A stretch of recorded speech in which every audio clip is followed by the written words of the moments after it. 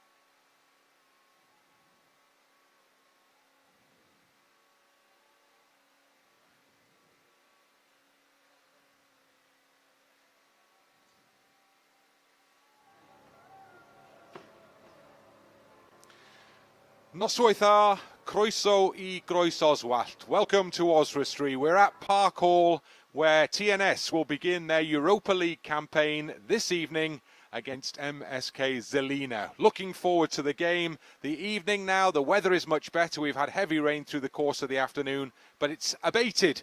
And so we're all set for what should be an excellent evening of European football. It's a one-off, remember, knockout football in Europe at the moment. So winner goes through, all to play for, and we will have a result on the night. So let's get a look first at the two teams. Lots to tell you about in terms of the TNS starting 11. It's a very exciting starting 11. We're looking at a new formation for TNS this evening, a 4-3-3. New signings in that starting 11 as well. Robles makes his debut for the club, as does Astles. Leo Smith is amongst the replacements. Holland makes a second debut, having returned to the club recently. As for Žilina, well, it's an incredibly youthful side. They've had all sorts of financial problems during lockdown. The club effectively went bust, so they've turned to the youth team to supply the players for this game this evening and for the league games they've played so far. The average age of that starting 11 for the opposition tonight is just 19.5 years. So it's a very young side that takes on experienced European campaigners in the shape of the New Saints. So those are the two lineups for you. Now, without further ado, as we begin the build-up to the game that you're watching live this evening, let's hear from the New Saints manager, Scott Rusco. Scott, you said there would be difficult choices for yourself in selecting the side. That certainly proved to be the case. We've now seen the lineup, though. Yeah, of course. It's a headache that every manager has in such big games. You've got to make big decisions. You look at our bench now; it's very strong, and that's where we've gone. Hopefully, we've made the right choice. You've praised the 3 new signings regularly during the pre-season campaign. Only 2 of them make the starting lineup, though. Yeah, it's one where it doesn't matter if they're new signings, they've been here 2 years, 3 years, whatever. It's what I see on the day as that starting 11. But 2 out of the 3 have come in, and I'm sure we'll possibly see the other one off the bench.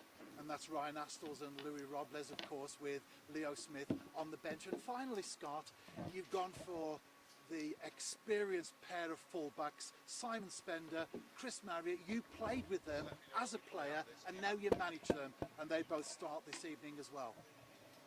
Both fantastic players, bring lots of experience, and I know playing with them that they can handle pressure, they can do well going forward and in defence, and 2 top professionals.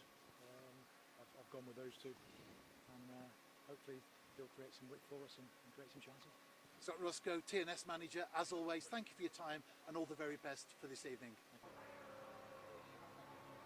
So there we go, Scott Rusko looking forward to this game this evening. We're all looking forward to this game this evening. I'm delighted to say that on the gantry I have somebody who knows far more about the New Saints than I do, helping me with this game this evening. The man they call the Rev, Stuart Bloor, the media officer here at the club. Stuart, thank you very much for joining us this evening.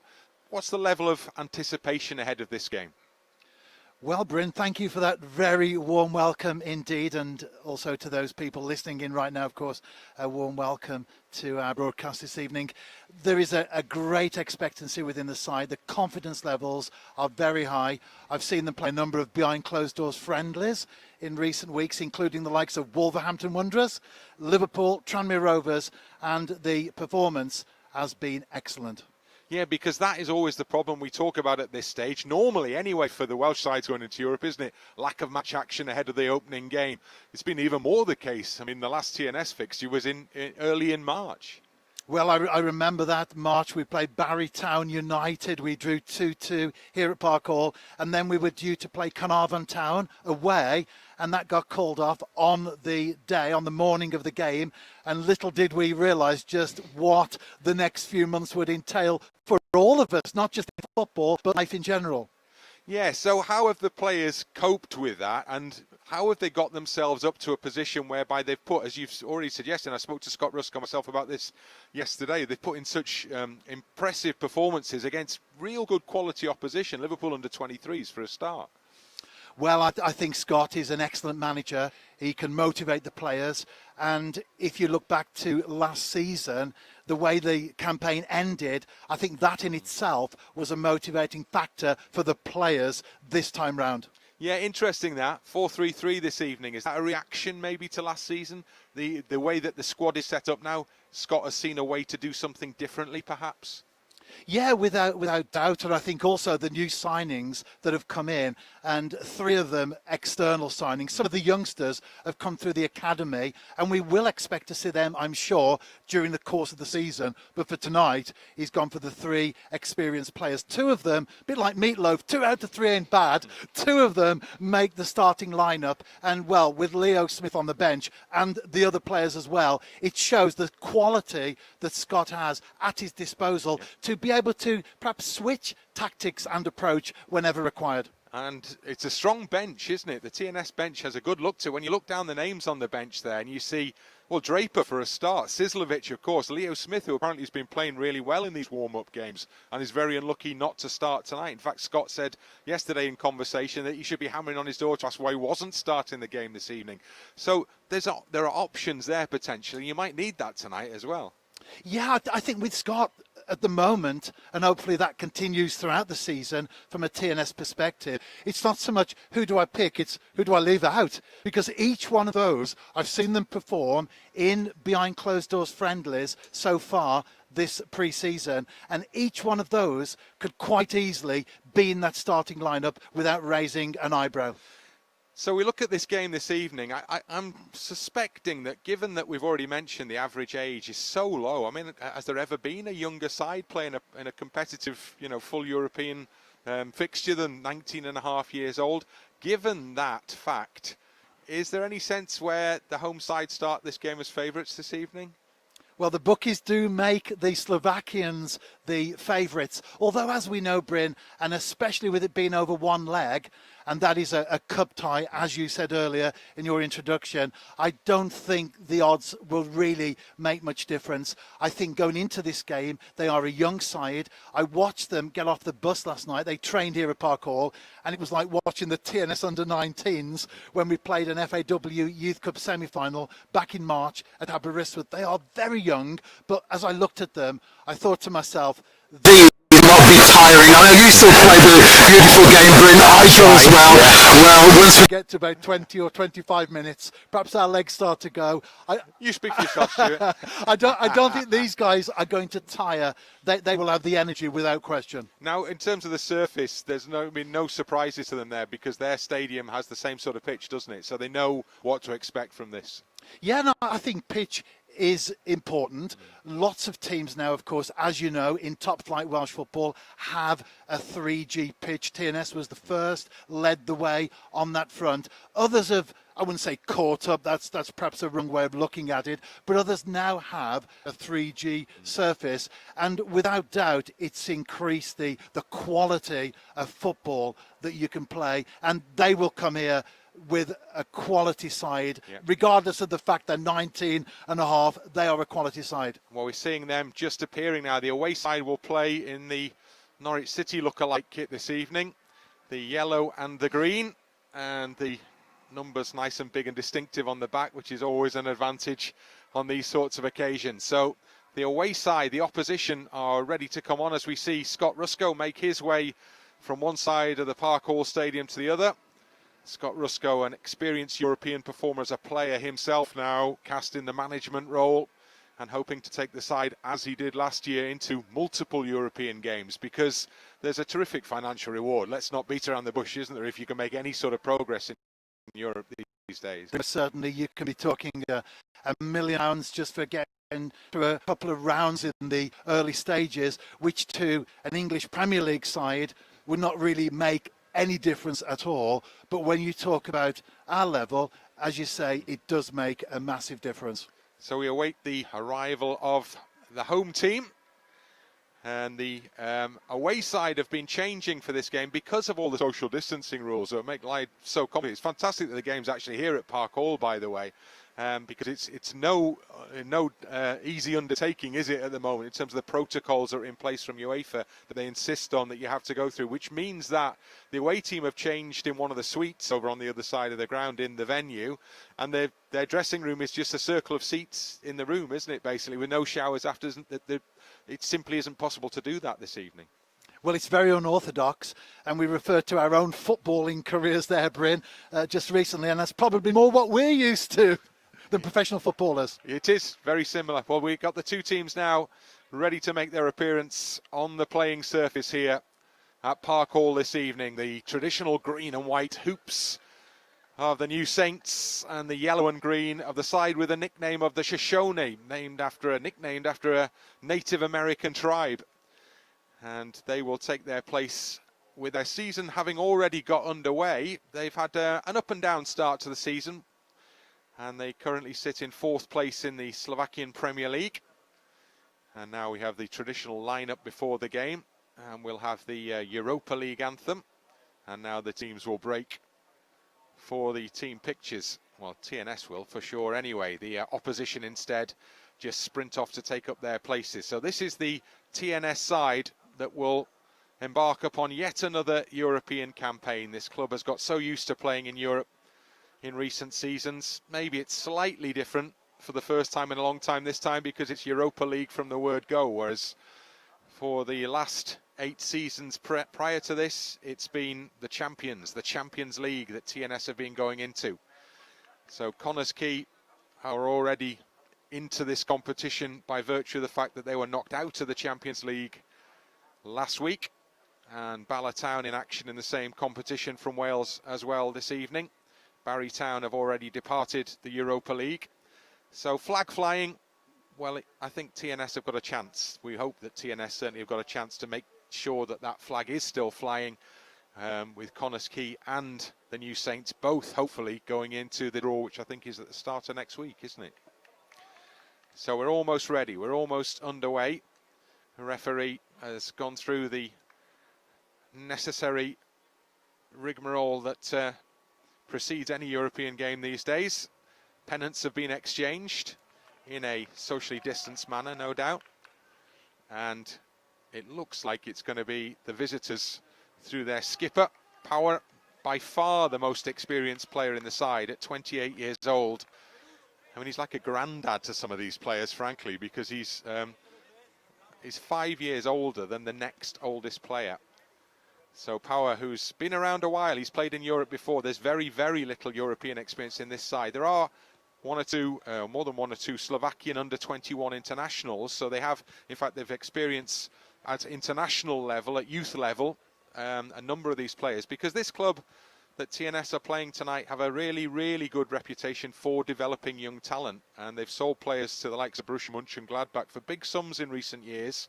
So they have a really good academy system running, and never more did they need it than in March, April of this year, when they decided to get rid of, sack you might say, 17 professionals, all basically in one go. All the experienced players, all the big earners, and all those whose contracts were due to expire at the end of the season were all allowed to leave, and they've replaced them with this incredibly young starting side. So it's a young side gaining its first taste of European football, in contrast to this, well, pretty experienced, very experienced New Saints team, the likes of Harrison, Spender, Marriott, and then on the bench Draper, of course, amongst those who played countless games in Europe. So the experience lies with the home team. We'll see what the away side has to offer, as we're almost ready for the beginning of this one now. The players have been out on the pitch a fair time, to be honest, so they'll be very, very anxious indeed to get going, but that has to be on the stroke of 6:30 as it is in the UK currently. And in fact, the reason that there was a hold-up, as Stuart's just pointed out to me, was the goalkeeper wasn't anywhere out, was he? He's just appeared now. The keeper, Petras, don't know what he was doing. Don't really need to know what he was doing. He's out. He's got the gloves on. And belatedly, we are in a position, we're in a go position here, folks, in terms of the New Saints Europa League campaign. It starts any second now with the opponents from Slovakia. Žilina is an industrial city, 80,000 population. So in terms of the number of people who live there, a much bigger place as a base than is Oswestry.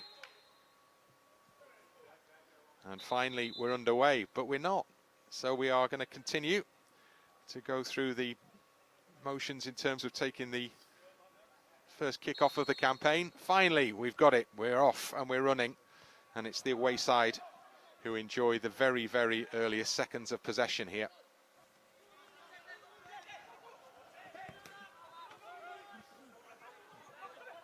Early touch for TNS captain Marriott. And Marriott's ball up into the opposition half, where it's tidied up and goes back to Petras. And Petras, well, his first touch wasn't great there, and he's closed down. The ball away wasn't much better either. Now Robles has a chance to attack the penalty area for TNS. Cross goes deep to the far side. Oh, heads up over on that far side. It's a really good start from TNS. Yeah, very good start indeed, looking to take the game to the Slovakians, and hopefully this is an indicator from a Welsh perspective of how the next 90 minutes will continue. Well, I watched the training session here yesterday, the TNS training session, and there was a lot of set-piece work done, so they'll fancy that they might have a plan in place here. They've watched the Slovakians' games this season. They know a lot about them, they feel. Short corner, comes back out to this near side for a delivery back in, maybe, or a shot even. And it's the tall figure of Power who's in the way, the captain, doing the captain's job in blocking the attempt to get arguably maybe even the first shot of the night, but it doesn't reach the goal. And it comes over the near side touchline, and it's TNS who have the possession, TNS who have the chance to attack, with Robles trying to make progress down the touchline. Former Balaman. Infield to Redmond, back to Robles again, involved in the early action. Now Marriott. And Redmond happy to go back to Blaine Hudson on the halfway line.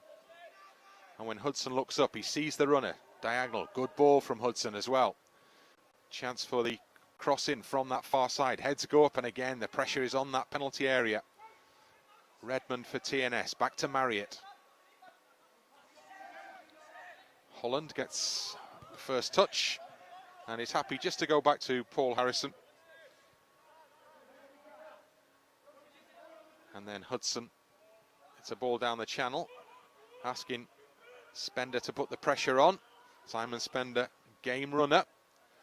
The ball sails over his head. Connor Key, TNS rather. Let's flash back to last week. TNS quick to pick up possession. And then the ball out wide to the far touchline. Now there's space to attack. Now there's a chance to push on with Mullen. Up to the edge and into the penalty area. Good low ball into the near post. And the bodies are still in there. And still there's a chance maybe of a shot. Comes back out for the drive from Marriott. Great save. Petros still in the penalty area. Still in the danger zone. And ultimately the goalkeeper stretches out gratefully to make the stop. Well, that was close. That was close indeed. Great chance there for the New Saints. Well, a great couple of chances really, because the ball just didn't drop for the home team. But it shows that TNS, as we said just a few minutes ago, looking to take the game to the Slovakians. That's the plan. So really promising signs in these opening stages. But now there's a bit of defending for the first time for TNS to do. And the ball is cleared away by Ryan Astles, making his debut for the club this evening. And then a free kick is conceded in the midfield area. And a response, a decent response to being under pressure from the away side. And they have the chance for the first time pretty much this evening to throw a few extra bodies forward maybe. At the moment, just trying to feel their way into a game that's largely been played around them. And again, there's an opportunity maybe from a loose ball for TNS to put pressure on. Back to Petros. You can hear their shouts of the coaching staffs down below us on the gantry here at Park Hall. Ball through the middle. Danger is there. Harrison is alive to the potential. And Paul Harrison off the line quickly and makes the pickup. So just a little reminder that there's a game here and a real contest in store for us, I think, this evening. How dearly TNS would love that opening goal, and they have good space on the edge of the penalty area again. Good close control from Ebe. Out to Spender, lovely ball in, and it was going goalwards, and it was almost off the goal line there. That would have been an OG. And it was a fine cross from Spender that put all sorts of pressure on the back line for Žilina. Well, the game is being played at a fair old lick here as Mislovic goes up towards the far side of the penalty area. Hudson does really well to win the header there for the home team. And then it's picked up on the edge of the centre circle and worked forward briefly, but good interception from Hudson once more. Then the pass not so good, and now there's just a moment of concern, and Blaine Hudson with a header loops the ball over the opposition captain, and Redmond comes back in, and Redmond has Marriott to back him up, and he gets the ball back from Marriott, and it's a good ball up to Ebe, and then a turn to try and create space. Redmond just chips that one up. Defender gets in first. Big goal from Astles. Giant at the back now for TNS. Back to the shorter figure of Paul Harrison, but a vastly experienced goalkeeper. And what a career he's had at this football club. Hudson down the channel. It's a hopeful rather than an accurate ball. And it goes back to the goalkeeper. Already the pace is high here, isn't it, Stuart? It most certainly is. You referred to Paul Harrison just now. He's played 46 games. This will be his 47th European game. So great experience, and not just with Paul Harrison, but Chris Marriott, Simon Spender, right the way through the squad, some real experience in Europe, which is actually something that Žilina, although they have the enthusiasm and the passion, do lack. And that might be important tonight, because we will have a winner tonight. It's a one-off affair, is this. That's the way they're structuring these early rounds in the Europa League and the Champions League at the moment. So to the home team, if there's home advantage, it gives a great chance. Now TNS trying to reinforce that with pressure put on. Holland picks up the ball. Back at the club, having spent time with Waterford in Ireland. Out it comes the lively Redmond. Cuts in from the touchline. Astles, Holland, Hudson. And Hudson spots the run of Marriott and picks him out with a fine ball. Redmond with the backup. And then just a little turn and the roll, and Robles has made great space, and he's into the penalty area, and there's a ball back into the path of Redmond. That's another great save by the keeper. What a chance was carved open there. And as you saw the man pop up in space, your actual expectation was to see the back of the net bulge, but the keeper stretched out a leg and he made the block. It comes again though for TNS. This is a very bright opening from the home team here. And already you get the sense that the one thing you'd want to do now is capitalise on a period of play like this. Redmond, the man who had that opportunity, almost gets the ball back, but not quite. Holland has to step in. It's worked past Tom Holland, and it comes down the channel on the near side. Duris for the away side, and his ball is cut back, but it goes in between, bisects his two teammates there. It's probably a good job for TNS that it did. Now there's space, or the right ball there, played Redmond in, and instead it goes all the way through to Christian Vallo. And then Mislovic has space to work in on the left foot. Takes the ball in field, thinks about the shot, thinks again, finds a teammate, and then Holland does good work there to tidy up and maybe just build something for Ebe, who will stretch those long legs and chase, but in vain as it turns out.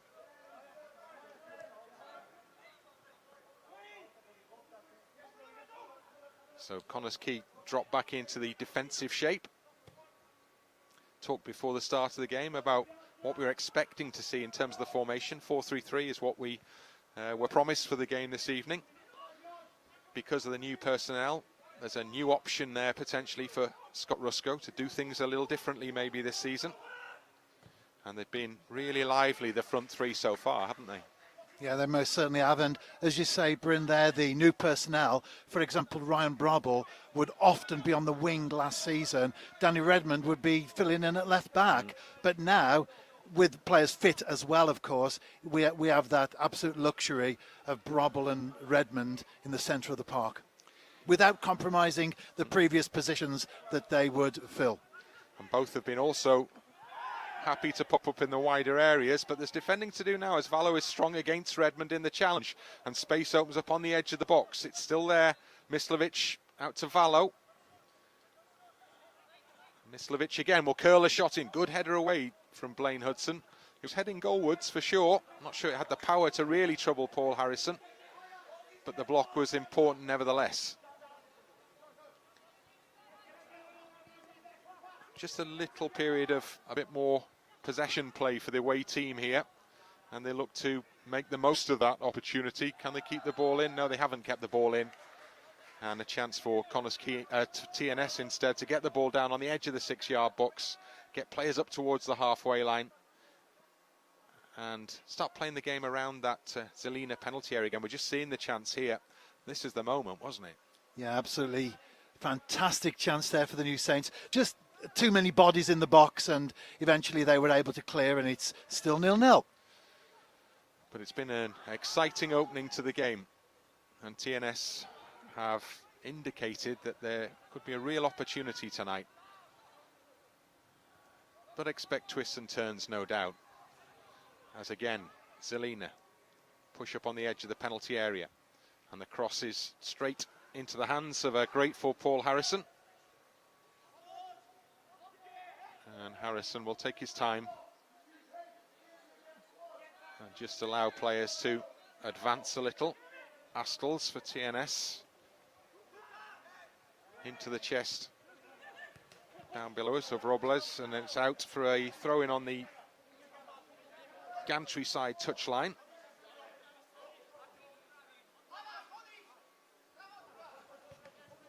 Marriott from Redmond. No foul. Play continues. Holland offers himself again, well, just dropping into that little pocket there, isn't he, to provide support for the man in possession. One thing we would say about the New Saints is that they would be extremely organised this evening. I know Scott, Steve Evans have been working very hard behind the scenes on the tactics, the approach, and as we can see, so far, it's all working to plan. Astles. And Marriott's ball only finds an opponent. Mislovic in midfield for Žilina.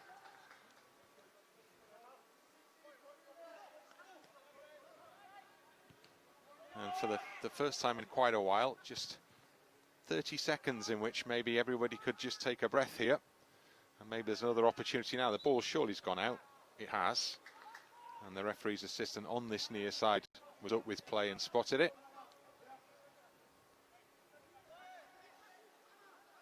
I guess maybe the opposition tactic will be based around the fact that their league season is up and running. They're playing competitive games. They'll be aware that for TNS, it's been a long time since that last competitive fixture. Maybe they see some potential there for themselves. Yeah, they've played 4 games so far, Bryn, as you know. They've had 2 excellent wins on the road, 4-2, 4-0, yet they've also lost twice as well. So one of the questions I did put to Scott in our pre-match press conference yesterday was that they're still looking to establish some sort of consistency, which, hopefully, again from a TNS perspective, we can exploit this evening. Well, Duris, that's a good ball in, and Powers, the man who's on and into the penalty area. It's a good stop, and it needed to be a good stop from Paul Harrison, because that was a real clear sight of goal for Power, a man with a good goal-scoring record. Tackle is clean, and the ball is with Holland. So we've seen chances created at one end, and now, for the first time this evening, we've very much seen a chance created at the other.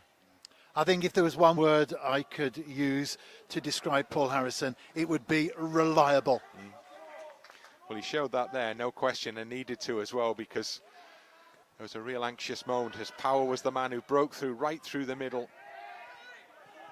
But TNS survive and TNS attack, although that ball will be a little too far ahead of Jamie Mullen, and it goes behind, and the goal kick will be taken by Petras, a man who himself has had to make telling contributions already in the opening stages of this game.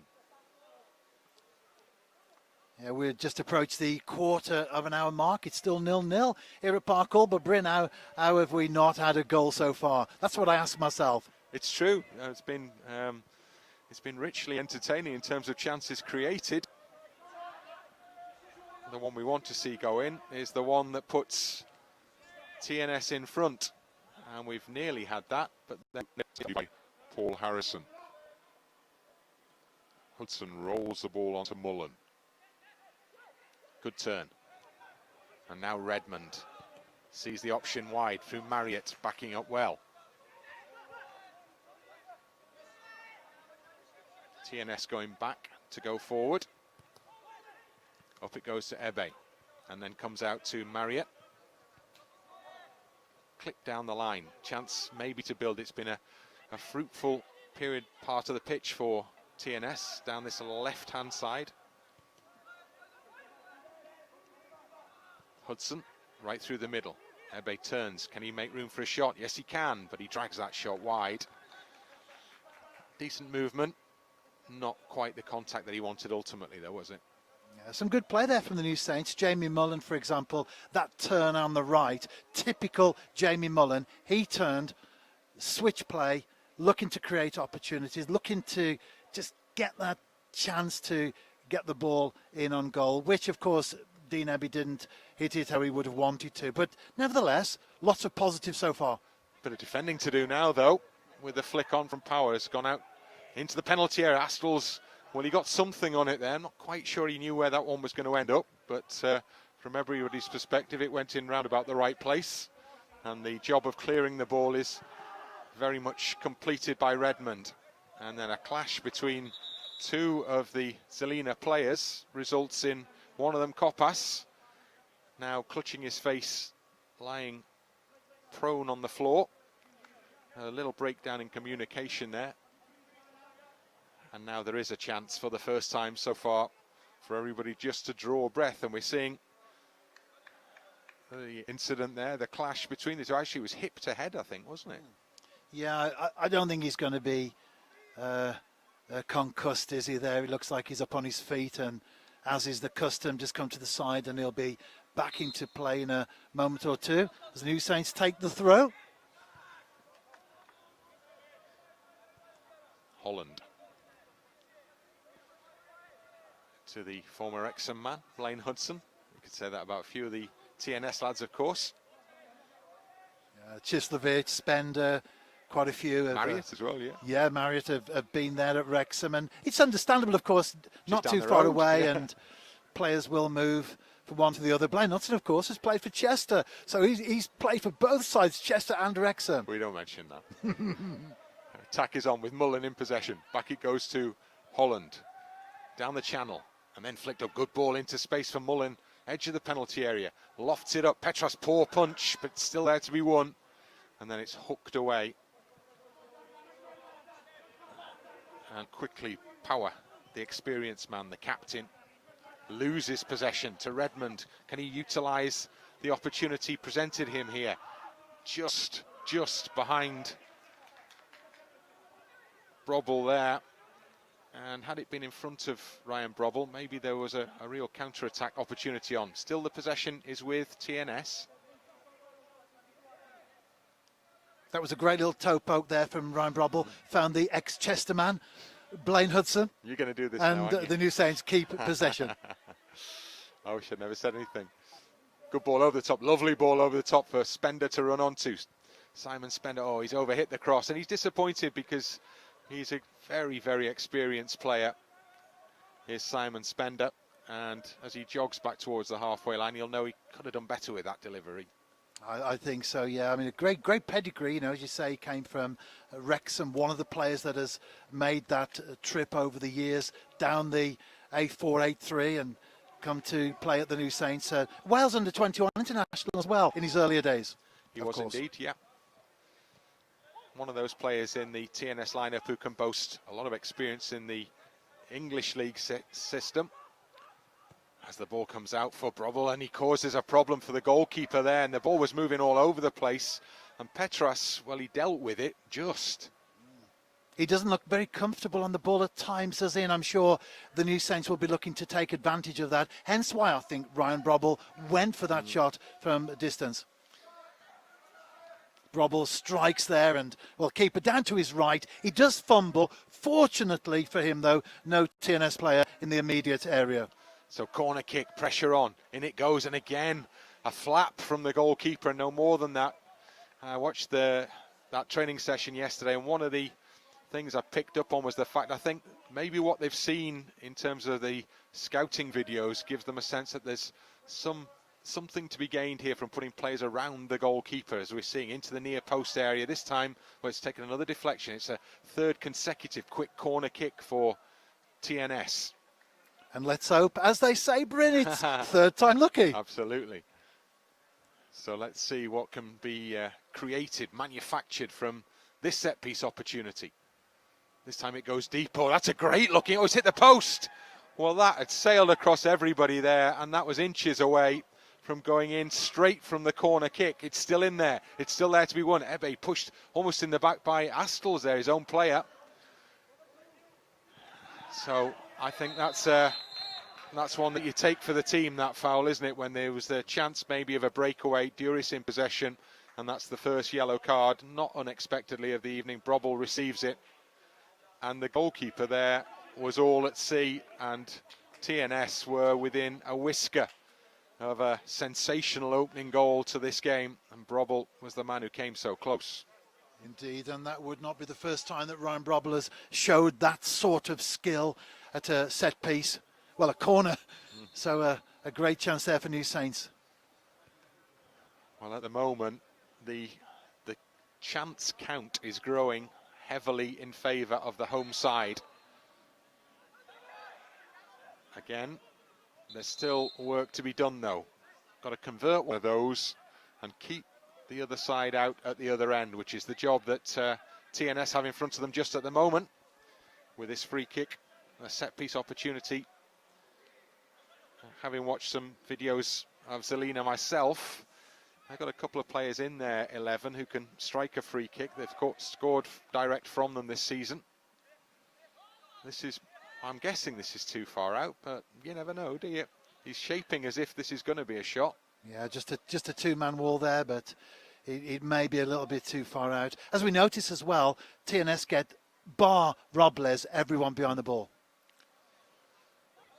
So a moment of slight concern here as the home team have to defend this set-piece chance.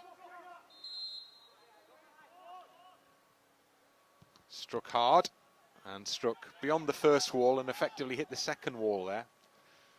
So it was the second bank that did the job.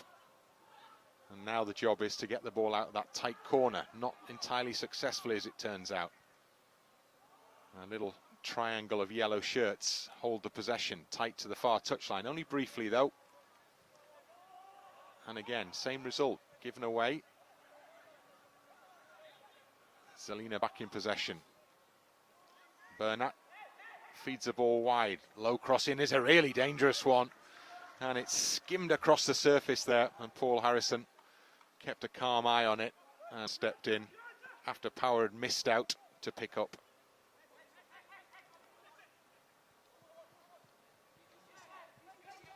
It's a really good game, isn't it, to be fair, so far? It most certainly is. If you're a neutral and you're watching this, then I'm sure you're enjoying what you see. And if you're a Welsh football fan, well, there are some good games that take place in the top flight, and that's due to start shortly as well. We'll get back to business. No fans, of course, like here this evening, but it's good to get back to domestic football. Yep. We're almost ready for the big kickoff in terms of the league season again, the resumption of action. Looking forward to a fascinating battle at the top this time, after a fascinating battle at the top last time that was brought to a premature conclusion. But first of all, there's the business of this Europa League football for TNS, and Marriott slips and loses possession.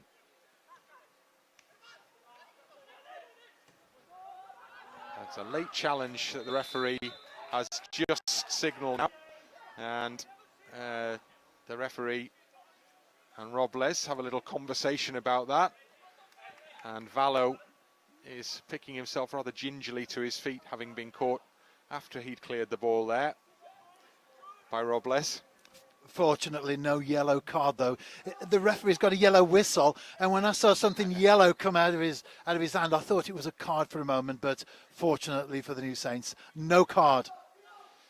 Well, one of the opposition players has had to come off the pitch. I think there's something wrong with his equipment, as it were, his socks maybe. So he's had to head to the pits for running repairs. So at the moment, just for the moment, TNS have a man advantage. Can they make the power play work in their favour as they attack now with Redmond, and it comes up towards Mullen on the edge of the penalty area, and Ebe tries to join in. Well, it was almost a shot, it was almost a pass, it ended up being neither. Yeah, it was a combination of the two, a hybrid there, but unfortunately just the wrong side of the post. So the opposition are back up to the full quota. And Valo becomes the 11th player on the pitch again for Žilina. Redmond leaves that one. Power wins the header ahead of Marriott, and Astles over his own shoulder. Strong run forward down the left-hand side by Sluka. And he gets the return ball.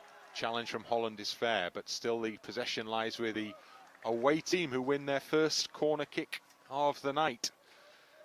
So the away team have begun to show real signs that this could be a difficult evening, haven't they?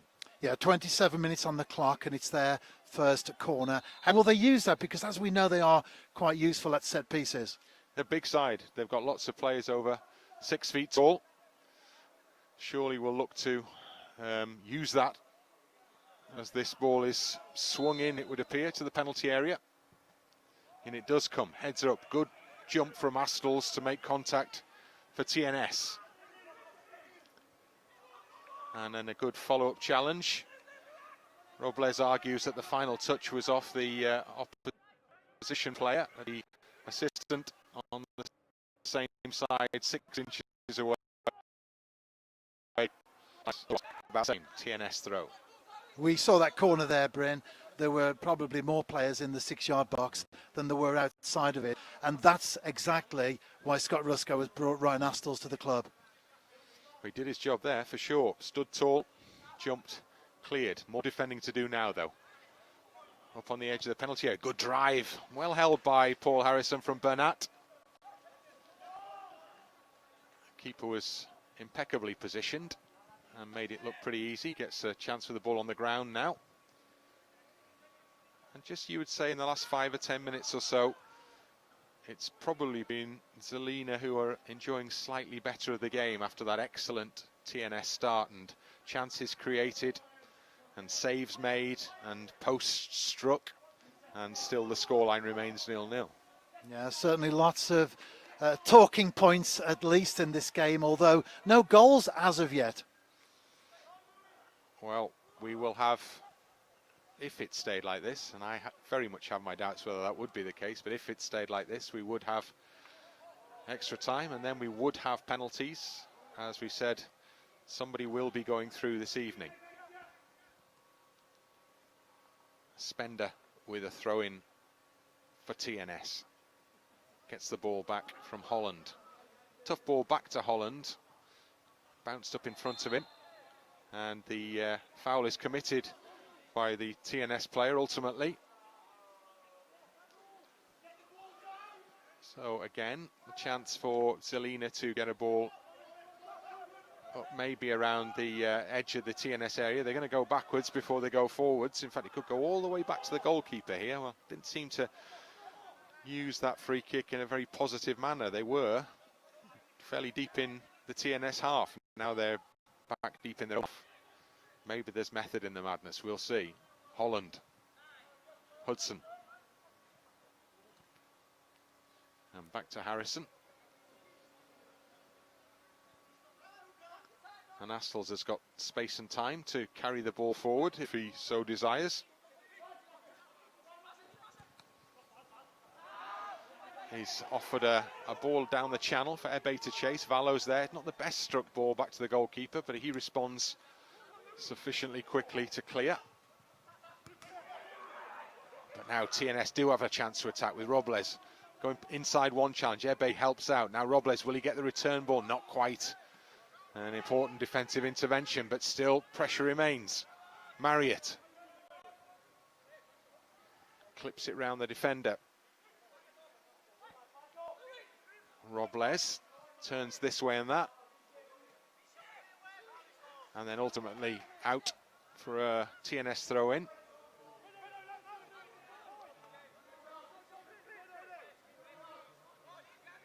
And Marriott is the man to deliver the ball. Gets it back off Redmond. Now space, a little bit of space created by Robles there. And another corner kick one. He's done well down this left-hand side, hasn't he, in these opening stages? He most certainly has. This is his debut for the New Saints. What a way to go, Europa League debut. Let's hope that it's a very happy one come the final whistle. As it stands at the moment, no reason why it shouldn't be. Absolutely. Another chance for Robble to deliver one of these dangerous in-swinging corner kicks maybe. Will we see some variation? No reason why you would do when they've come so close, and it goes again, and this time the goalkeeper is able to stretch, and then there's a push by the keeper. But the yellow card is shown to Astles for the challenge on the keeper, which, well, we'll get the chance to have a look at it again, no doubt, but it didn't appear much that, and Petras responded a little petulantly. Yeah, the keeper goes up there, he clutches comfortably. Astles is behind him, his the his running back out, is isn't turned to him, but I think the referee judged that to be a yellow card. Perhaps a harsh one there, Bryn, I would say so. I would too.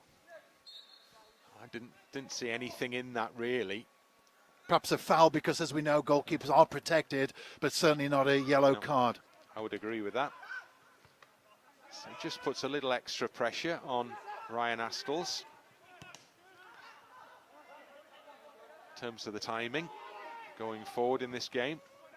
Not the sort of night when you want to be at anything other than full strength. Astles is in there again. Well, he's committed a foul as Power kind of bought that one off him quite cleverly there. She stepped in front of him and then rolled off when he felt the challenge. Ryan Astles goes back to the edge of the penalty area. And Žilina build from the halfway line.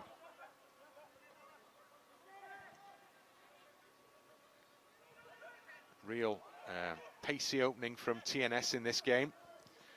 But things have evened up a little in the last few minutes, and we have more of an even contest now, although the by far best chances have been created by TNS in this. And here's an opportunity again maybe to do something as Holland is bundled over and the free kick is awarded. And a quick free kick is not possible because Power's too close to the ball, as is being pointed out. It goes backwards, short, from Brobble to Holland to Astles to Holland. He's closed down by 3 players, but there is space wide with Blaine Hudson. Chips the ball up over the first defender, and it will break for Mullen now. Trying to make progress forward, level with the edge of that Žilina penalty area. Holland now, and Redmond. Chris pass to Marriott. Ebe tries to turn inside the marking defender, may get a second chance, doesn't ultimately get a second chance. And now Duris leads the counter-attack up to the edge of the penalty area, pursued by Astles. Astles does his job well, stands big and strong. Duris overruns it. For Žilina. You'll hear the shout, no fouls. Scott Rusko down below us. You have to play with your head in Europe, don't you? As those who've played many games in European competition for TNS, I'm sure will testify, because different challenges, different reactions from opposition players. It's not always going to be the same as top division Welsh football, is it? And of course, with Brobble and Astles both on yellow cards, if they should pick up a second, that instantly changes the nature of the game. It does indeed, so have to be careful. Žilina seeing more of the ball at the moment. Switching play out towards the run of Sluka. Sluka's not going to get there, and everybody in a hoop shirt happy to see that one run behind. Sluka's one of those Slovakian under-21 internationals we mentioned at the outset in the Žilina lineup.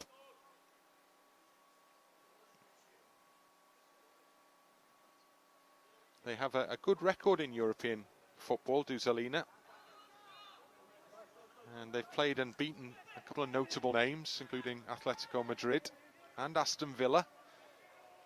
So, in terms of their pedigree in Europe, they have a decent one. Not quite maybe in this format, though, in terms of the team. Good header down and in across the face of goal, and it comes back again for another ball in, this time low into the near post, and the keeper's happy to get palms to that and then pick it up. But there was a real opportunity almost created there. And then the goalkeeper cleared it straight to Blaine Hudson, back with the New Saints again. I'm very impressed with Robles. I must say, though, having watched him in the pre-season friendlies, it doesn't surprise me, but he's certainly been playing very well this evening so far. Yeah, he's had a good start to the game. Good start to his TNS career for sure. Liverpudlian, although he has, as the name suggests, strong Spanish connections. He's played football in Spain as well. Travelled around a bit, played in North America and played in North Wales. Vallo gives the ball away to Redmond. Redmond in turn gives the ball away, and again Holland ultimately to Brobble. Switches play to Mullen. Mullen can get his head down and have a bit of a run if he wants, or he can opt to come back and give the ball to Brobble. And now Holland.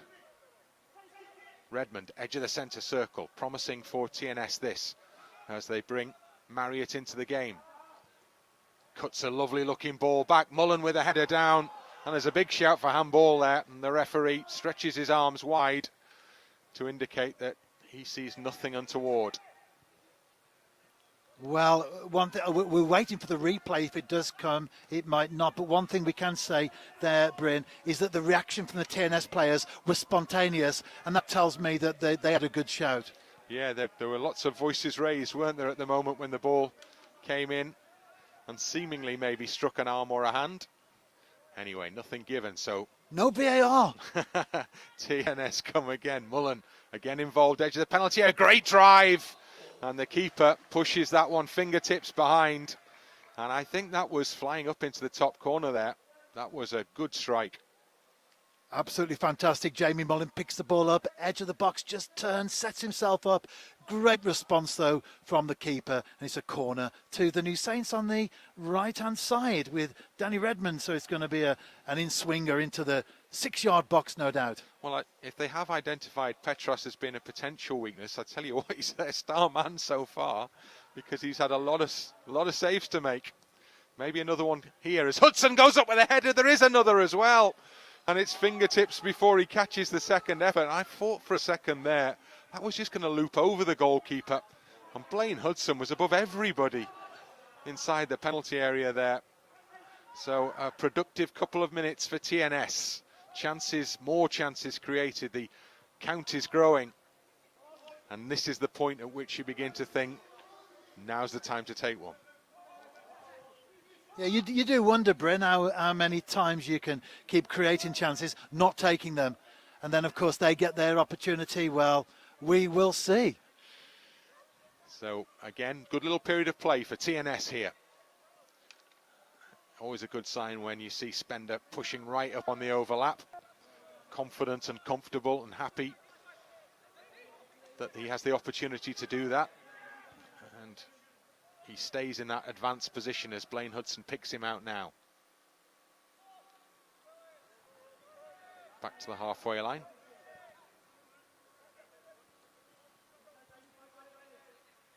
Two central defenders playing the ball between themselves. Now the fullback is brought into it. And now Mullen, the midfielder, tries to step inside two challenges unsuccessfully. And TNS have to retreat. Vallow.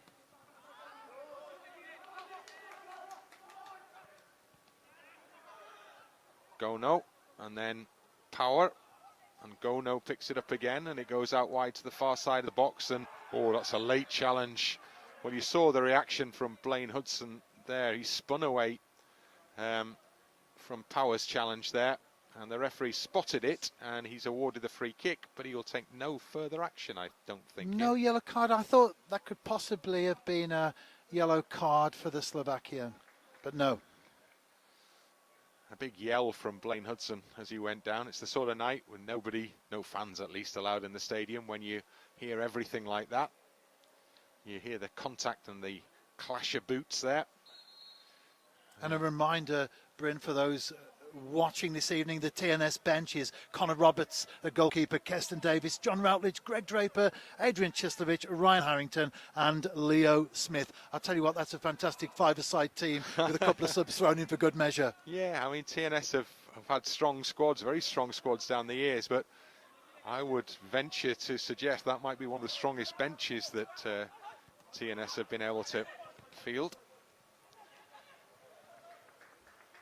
Ball has just run away from Robles on that occasion, and we head ever closer to the half-time interval inside the final 5 minutes of the first period,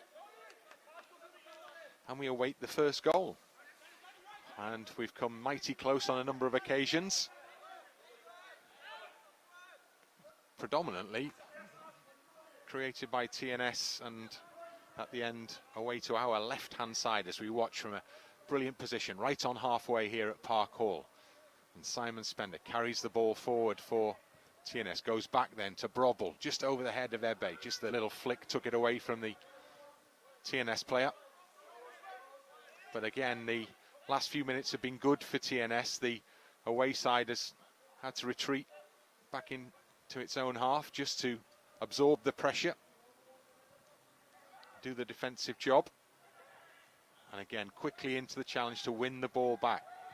And Blaine Hudson lofts it up as well to get the ball to Mullen. Mullen will do well to get it beyond Gono. No go against Gono.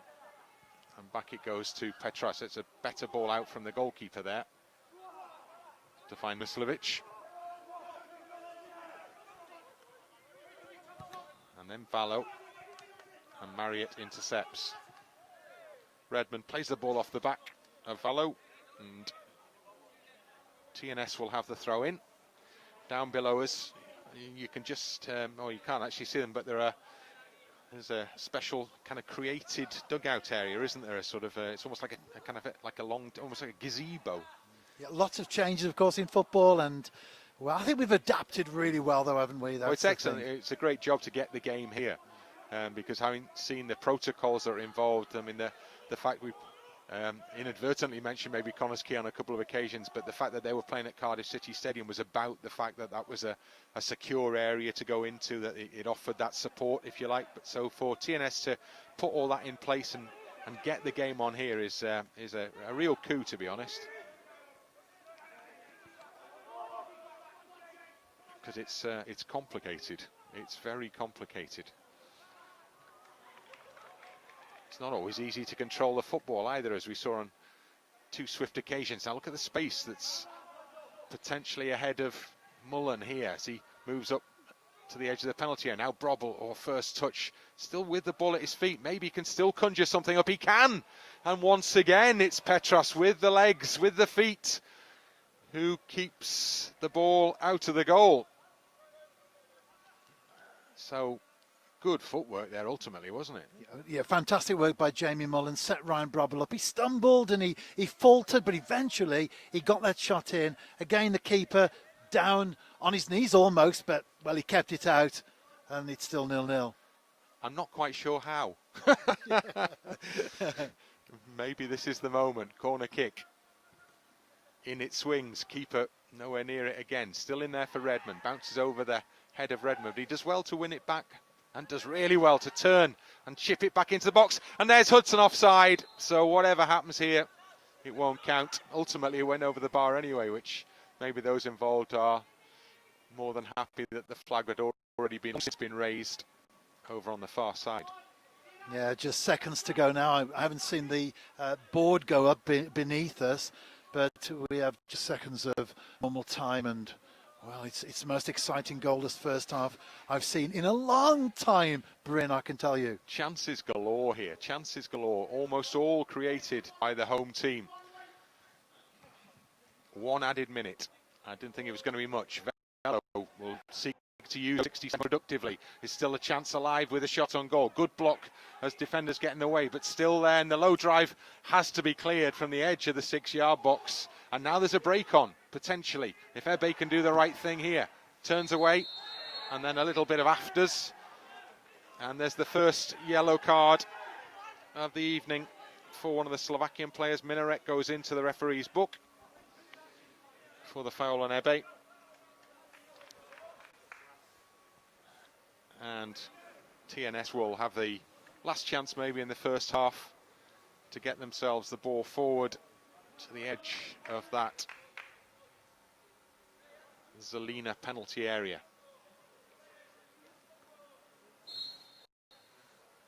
Astles takes a little moment.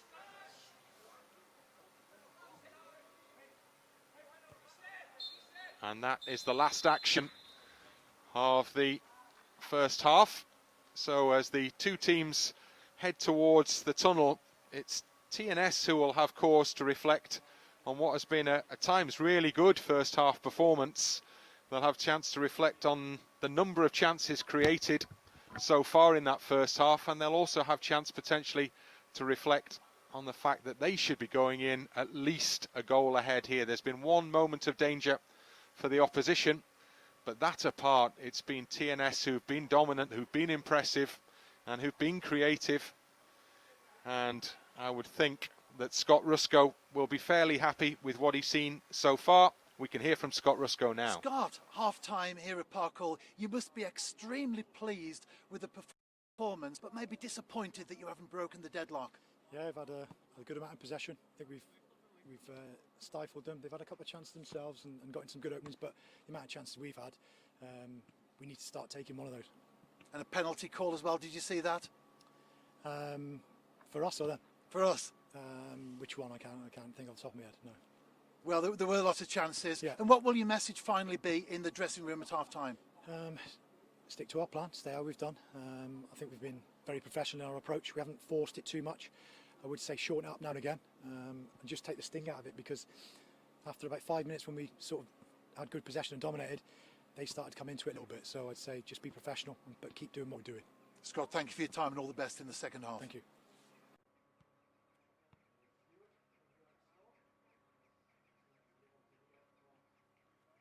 Manager as he heads off now towards the dressing room to offer words of advice that he hopes will bring about a bit of a change in the second half. Don't think he'll want to see too much of a change in terms of the performance level, but the key factor here is number of chances created, number of opportunities that TNS have had, and the fact that they are only level still at the interval against this really inexperienced opposition team from Žilina, who've had the one big moment themselves with Jakob Power, the captain, who found himself clean through. But that moment apart and the Harrison save apart, really, TNS have created so much at the other end. We've even seen an in-swinging corner hit the inside of the post and then be cleared away. So it's been an impressive performance from TNS so far, but there's work to be done in the second period to ensure that they make the progress they hope to make through this Europa League tie. It seemed like an opportunity when you read into the recent events in terms of what's happened to the opposition, the number of experienced European performers that they've lost in recent months as a result of the club basically going bust in the lockdown situation. When you look at all that, consider all that, it did look like an opportunity this game, and we still have that sense as we go into the second period shortly. And before we do that, we can have a little chat with a man who's now put down the interview microphone and picked up the presenter's microphone. Stuart's raced back up. Got you working hard here tonight, haven't we, Stuart? Indeed we have. It's called multitasking, Bryn, and that's what you have to do working in media. You do. It's what you have to do working at football clubs very often as well. Now, Scott Rusco there, when he goes in to talk to the players, I don't think he'll feel as much wrong, will he? No, I don't. I think he will be upbeat. He will perhaps say to them, look, you should be more clinical in front of goal. That's correct. They'll know that anyway. But I think he will have lots of positives to inspire the side for the second half. Yeah, because it's just that first goal. It's a game that has that feel at the moment. Get the first goal could be crucial because more could follow potentially. Indeed. I'll tell you what, Bryn, I'm out of breath running up the you were the man who's talking about playing football still. The stairs on the gantry. But yeah, how there hasn't been a goal in the first half, I don't know. I can't see that continuing in the second period. My prediction is goals galore. Wow. Well, that's I always find that's a bit of a dangerous game, but people do accuse me on many occasions of being slightly pessimistic. But I would feel there's something to be done here for TNS this evening. The job this season is a slightly different one for your football club, isn't it, in many senses, because you're having to go for the title again, not in the role of holders. You've been defending your title for so many years now. Does that change? Has that changed the mindset at all around the place? I think actually it's increase the positivity levels of the players. The players have had time to reflect, especially with the pandemic situation that we've been through. Not a pleasant situation, of course, but it's meant that there's been no football, there's been no training for a considerable number of weeks, and the players, they are professional. I'm around them on a regular basis, a daily basis. They are very professional, and they have used that time to reflect and without doubt to come back stronger. Well, I know that will come from the top, won't it? Because the man at the top, Mike Harris, the owner, will not want that to happen again. He wants to see this side get back in lifting trophies, I'm sure. Oh, absolutely. Mike is a successful businessman. In fact, the shirt sponsors this evening, Mike did ask me to give it a plug, and he is the chairman. He said Sci-Fi Networks. There will be people listening in from the USA, by the way, because we've promoted it over there. They're doing very well. Mike is successful, and just as Sci-Fi Networks and his other companies have been successful, he also wants TNS likewise on the pitch. Because it's about having that hunger, and that's the challenge, I guess, isn't it? You've had the hunger to keep winning the title year after year after year. Now you want to regain that experience, that feeling. That's where the hunger comes back in again. Indeed it is, and I've been at the club now for a number of seasons and been part of the success of the club, and when that success is taken away, however that may be, it will drive the players to respond and to come back stronger. And I think we've seen that this evening in the first 45. We've seen an excellent performance from the New Saints. No goals, unfortunately. That would be the icing on the cake, of course. But if they can continue to play like that in the second period, I think we could see some goals. Could be a fascinating battle in the top division in Wales, couldn't it, the JD Cymru Premier this season, because Connors Kenowa's buoyed by the fact that they got the trophy last season, the first ever title win for them. TNS desperate, as we've already been discussing, to regain that position. And then others who maybe have tried to strengthen, Bala will have looked to strengthen, Barry will feel that they maybe could have a say this year. If you could have, you might not say this from your own perspective, but if you had a 4 or 5 way battle, that would be fascinating, wouldn't it? Oh, without doubt. As well as working for the TNS, for TNS, and coming to, I suppose, take that club on board in my own life during my time here. I'm also a big fan of Welsh football, so I can step back, I can be very objective and see the big picture. I mean, last year, for example, I went to support Barrytown United when they played Cliftonville in the Europa League. So as a fan of Welsh football, ultimately, it's only good for the game when you see Connors Key. Let's be honest, they had a fantastic season last time. They were tremendous.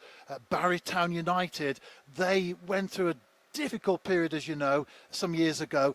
They've bounced back like a boomerang. They're back on the top now, on the top flight of Welsh football.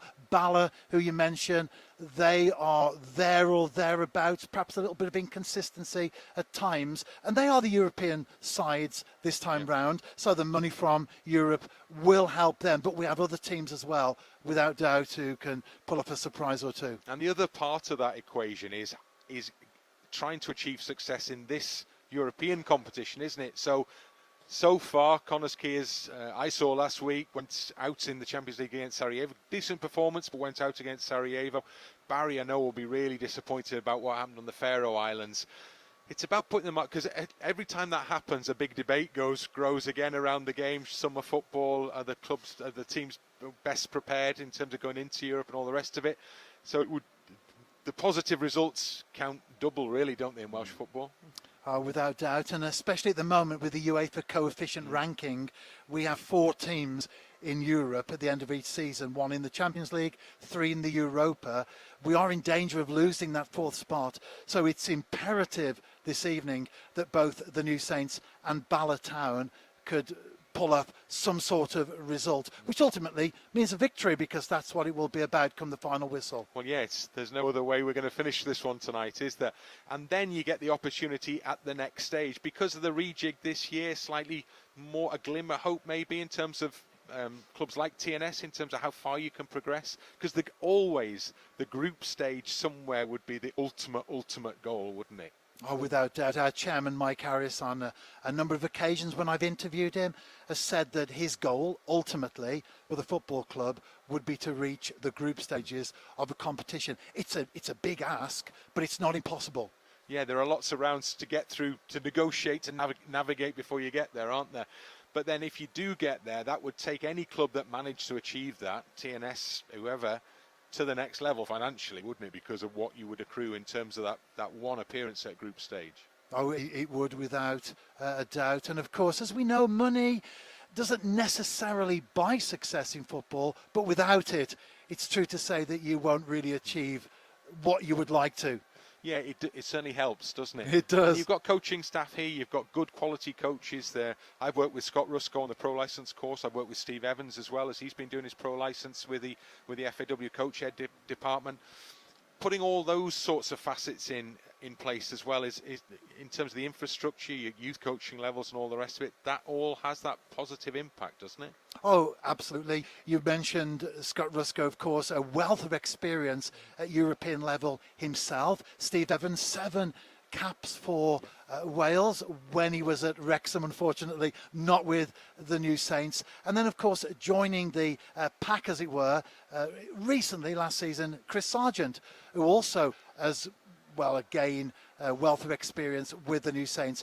And for me, not only are they 3 excellent coaches and also into the academy system as well itself, not just 3 excellent coaches, but they've also played for TNS, they know the TNS way, and they're able to apply the TNS DNA as they've been brought up on into the players that they now coach. Yeah, I was going to ask you about that. Are we at the situation now where you've got a group? A lot of people have been a long time at this football club, haven't they? Playing staff, coaching staff, the guy in charge, and that helps. That stability always helps. So have you been able to create that DNA now that people talk about around a club where things, you know, people coming into it know what they've got to do, know what to expect? Yeah, yes. If you come to an academy training session midweek, you'll see the likes of Simon Spender, Connor Roberts, Greg Draper out there on the pitch working with the youngsters, and they are of course passing on their experience. They're also bringing the TNS DNA into the academy system from the 6s, the 7s, right the way through to the under-19s. So good work going on here at TNS, and I'm sure any second now the players will be emerging from the tunnel. So we will take our positions back on the gantry, and right on cue, TNS emerge.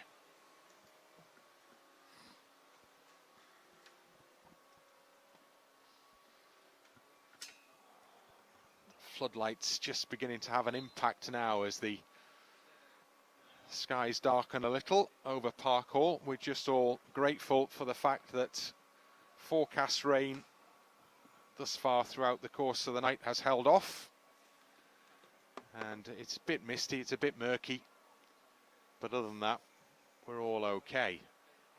So Žilina up here, cast a quick glance around to see whether any prospective changes. My guess would be, and it's no more than a guess, but my guess would be that the 2 sides will be as they were. Yeah, certainly the New Saints, looking across the players coming out there, it's as you were from the starting lineup. And I wonder at what point, certainly Scott Rusko will be looking to make changes. Well, you've got the pace and the power of Sizlovic, haven't you, potentially? And you've got Greg Draper, who's a vastly experienced striker, potentially to bring in there as well. Leo Smith, real workhorse in the centre, can contribute goals as well. So there are definitely options there, attacking options if that's the necessity as the game wears on. And the second half will be started by the New Saints.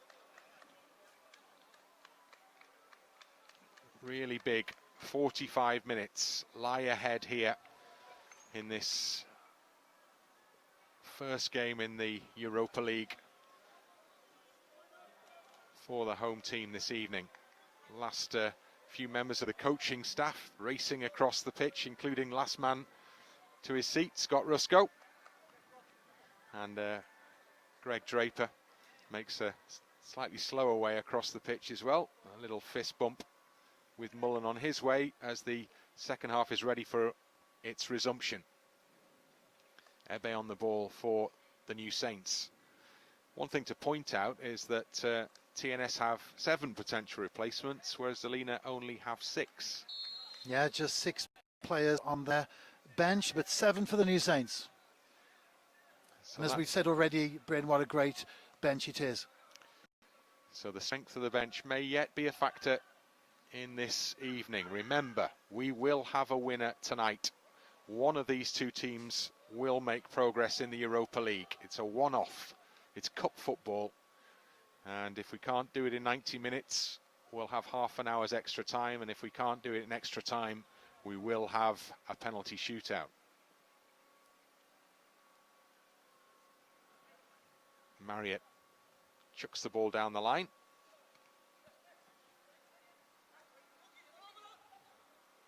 And then picked up and moved forward by Ilko. And back it comes to Mislovic. And then looked like a loose ball, but recovery was made to keep the possession before Ebe steps in briefly. Sluka.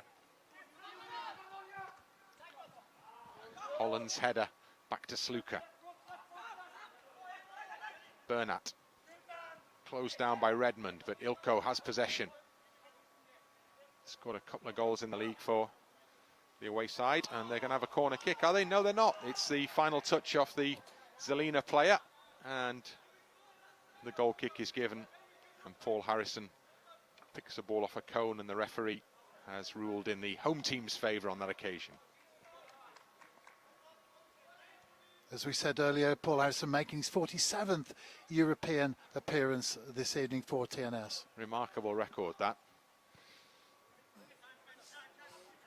Almost a really good ball. Now that's not a good sign. Spender pulls up there as he chased that one. Well, my early suggestion here would be that that might be Simon Spender done for this evening, because he stretched to try and collect the long ball out from the keeper, and he just held his hamstring, I think, didn't he? Yeah, that looks like a hamstring there. Physio coming on. We'll see what the damage is. Hopefully it's not the gesture to the bench, the moving hands to indicate that a substitute is.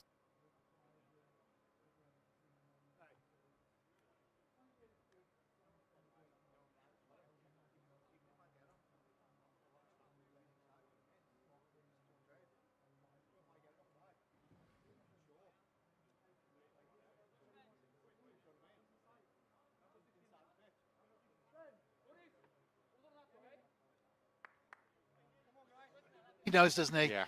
He's given the signal. I think Harrington is on. Yeah, and down Harrington below us, indeed. just as you said, Stuart, 16.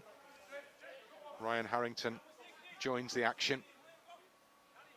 Well, he will do. He's come on a little too exuberantly down below us, so he's been recalled to the touchline, and the fourth official is struggling a little with the board here. Now it goes up down below us, shining bright, right down below the gantry, and the switch is made. So Simon Spender off, Harrington on. First change of the night for the home team. Ex-Aberdeen man, played up north of the English border before he came to TNS. Also for Montrose as well on loan, and he was well thought of by those fans, because when he joined TNS we had lots of positives on Twitter about him. He has the chance to shine in Europe here this evening, and there will be people watching across the UK, I'm sure, but also further afield, overseas. Supporters of Žilina also tuning in to this game this evening. They, of course, have had the luxury of actually going to watch matches in Slovakia, because the start of the Slovakian top division has been accompanied by fans in the ground. Not a luxury we've been afforded yet in the UK, although all the indications are that soon. Hudson to Harrington. Oh, well, that's the sighter, I guess, isn't it? Ball goes straight under his foot, now for a throw in.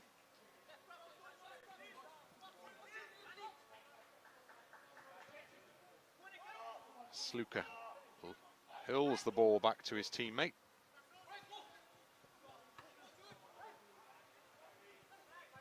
Ilko. Holland there tidies up.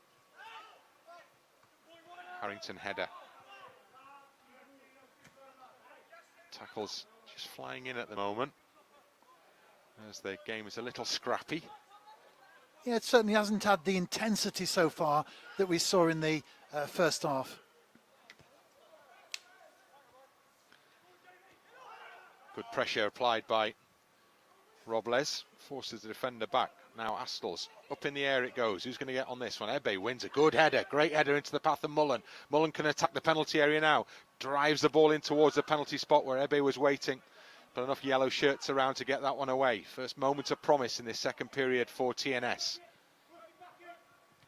Astles again just stretching back, gets a foot to it. Oh, that's a straight arm to the face there of the TNS man Redmond, and the reaction I suspect from Jakob Power is as much in fear of his potential punishment here as it is because that's a straight arm, isn't it? In. If the referee is to look at that and be objective about it, I think that has to be a red card, doesn't it? It wasn't a good challenge, was it? It certainly wasn't. And that's the fact that he's fallen over after, I think is, yeah, there's the arm move, there's movement upwards there, isn't there? I mean, we do have the benefit of this now, and then perhaps you see it from a different angle, slowed down. But well, the referee has a card in his hand, so well, he did have. Maybe he's changed. It's his in his mind pocket, again. maybe. Maybe it's that whistle thing. It's again. the whistle that confuses us. We keep thinking that's a yellow card. It's a good job he hasn't got a red whistle. No. Well, Redmond's up, Power's up. They exchange a handshake. There's no action taken, is there? And no action's No. taken. Wow.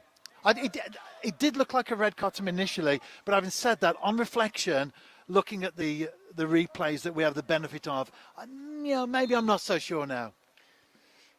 You're very fair, Stuart. I told you I was very objective about football. I'm impressed. Did you think it was a red card, Brent? I thought it was I thought it was a bad challenge. I thought it was worthy of a card, certainly, most certainly. I think what he did as his ploy, I would describe that as a ploy in falling over and requiring treatment himself. I think it actually had the required effect. One of those occasions where sometimes you've got to surround the referee. Sorry, well, that's the way it kind of tends to work, isn't it? It's not great, but we've seen it happen before. Harrington with a throw. TNS looking to put pressure on that Žilina penalty area. Harrington stretches, not the best ball back there from Brobble. Harrington remains in the forward position and gets the ball back now. Lovely little ball into Mullen. Turns well, great shot! Rising, unfortunately, and up and over the top. And Jamie Mullen beats the ground in frustration. And for those people who've parked their cars behind the goal, fortunately it was over the cars and into the grass verge beyond. Mine is one of those cars. It's already had Leeds United fans dancing on the bonnet and roof in celebration. Work that still needs requiring to be done to the car. So on that occasion, it was safely out of harm's way. I'm very pleased to report. Hudson with a strong header forward. Ebe's done well. And Mullen has as well. He's played well, Jamie Mullen. He's been arguably the best attacking player. There's a little hand up there, a little push there. Maybe some tempers beginning to fray at the start of this second period. Now the card is out. And now the card is going to be shown. So it's the second booking for a Žilina player. Sluka's gone into the book. And it was the reaction to the challenge, I think, that brought the card there. And possibly more importantly, Brobble has the chance to deliver into the penalty area. Everybody lined up, 5 yards outside the box? Mullen offers an option to the right of Ryan Brobble. I think it's going to swing over to the left, though. All the signs suggest that, certainly. There's another situation I watched them work on in training, this one yesterday, this set piece from exactly this sort of position. In it goes. Brobble, lovely looking ball in, but the defender's read that one well and is happy. Valo just to nod the ball behind the goal. And TNS have a first corner kick of the second half, having won countless corners in the first period and caused real trouble from more than one of them. So and again there, Bryn, we can see the players just heading instinctively into the 6-yard box. That's where it's going, obviously. Yeah, it's packed in there, isn't it? Real crowd scene. Brobble swings it in now. Good looking ball again, and the keeper again does all he can just to try and get the ball away from goal. And he emerges in his yellow jersey through a big crowd there and just does enough to get the ball behind for another corner kick. We know where this is going. In it goes once more, hooked up a little deeper this time, and Astles was waiting and he was beaten to the ball. The upshot is the same. It's another corner kick. Good, really good period of pressure this from the New Saints. Switching the corner taker now as it's on this near side. Marriott's come across to take it. Exactly the same in terms of what's happening in the penalty area though. Bodies surrounding Petros. Marriott. Oh, it's a good ball. Yes! Oh, yes! There's the opening goal of the game. And eventually the corner kick pays off. And the header beats the goalkeeper. And TNS finally make the breakthrough. Robles on his debut scores his first goal, and what an important goal that could be. Absolutely fantastic there. We will see the replay in a moment or two on the screen. There's Chris Marriott, left-footed, perfect corner into that 6-yard box, and it's Robles who gets there first. He celebrates. What a way to open your account for the New Saints. It's a Europa League debut. He knocks that past the keeper, who has pulled off some heroics so far, but on that occasion, well, Robles is the winner. And all that set-piece work that was put in on this pitch, all that set-piece work, it pays off. And finally, the pressure, the breakthrough, the opening goal. TNS 1, Žilina 0. And we've seen an open game so far, of course, but now, certainly from a Žilina angle, they have to come at TNS because it's over the one leg. I'm just watching a couple of the tack challenges that have come in since that goal went in from Žilina players. Have been just a little on the wild side, and if they'd made contact, could have been dangerous. Now then, Brobel carries the ball, he'll go left foot, he'll drive, and the goalkeeper drops to his left-hand side. I think he was always confident he was going to get to that one, the keeper. But again, good positive football from the home team here. And of course, the next goal, if there is to be one, and I did predict goals galore, is going to be absolutely crucial, because that could see TNS firmly in the driving seat, or he could see Žilina back in the game. This is the moment, maybe Mullen's in there. No! Well, the referee signalled a handball against Jamie Mullen in trying to control that. And just for one moment, it looked like he was going to pull the trigger there. But the referee put a stop to that. But this is good football from TNS now. Keep the concentration defensively and keep the pressure on offensively.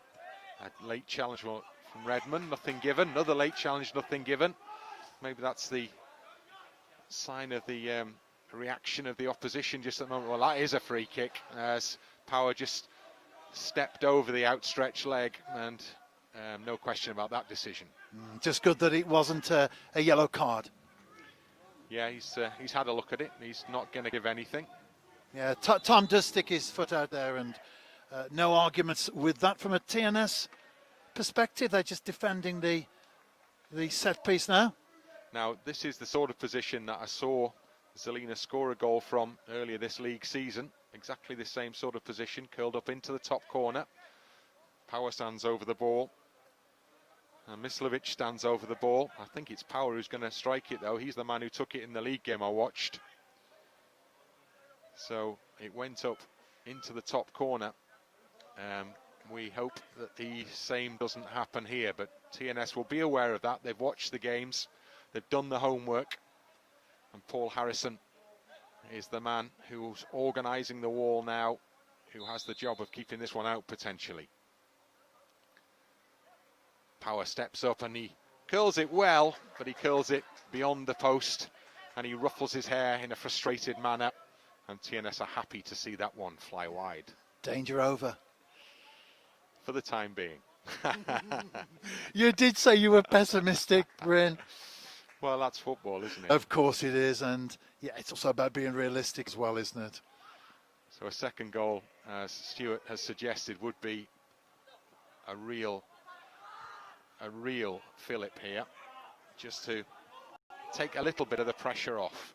Petros under pressure from Redmond, slices through the ball. And then Mullen pulled over by Sluka. And again, there's a chance here from a set piece.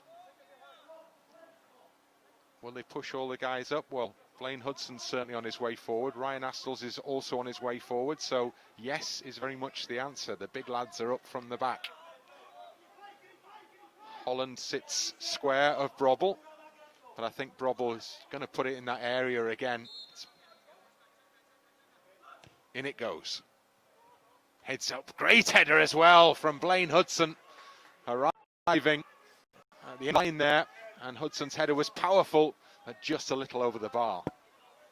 Yeah, the ball played in there, very good free kick. Ryan Brobble, he looks, he takes his time, right-footed into the massive players, and it's Hudson who gets ahead. He hits the net. Unfortunately, it's the roof of it on the outside.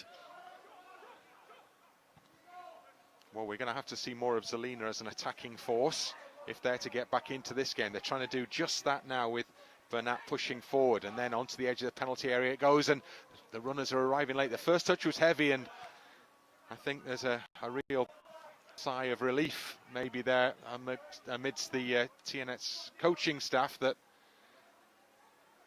the ball was overhit as the player made a really good move into the penalty area. Now there's a break on, a ball over the top. Think the defender is going to be there first. He is, doesn't give the best ball back to Petros, bounces, bobbles towards the goalkeeper, but he copes with it well.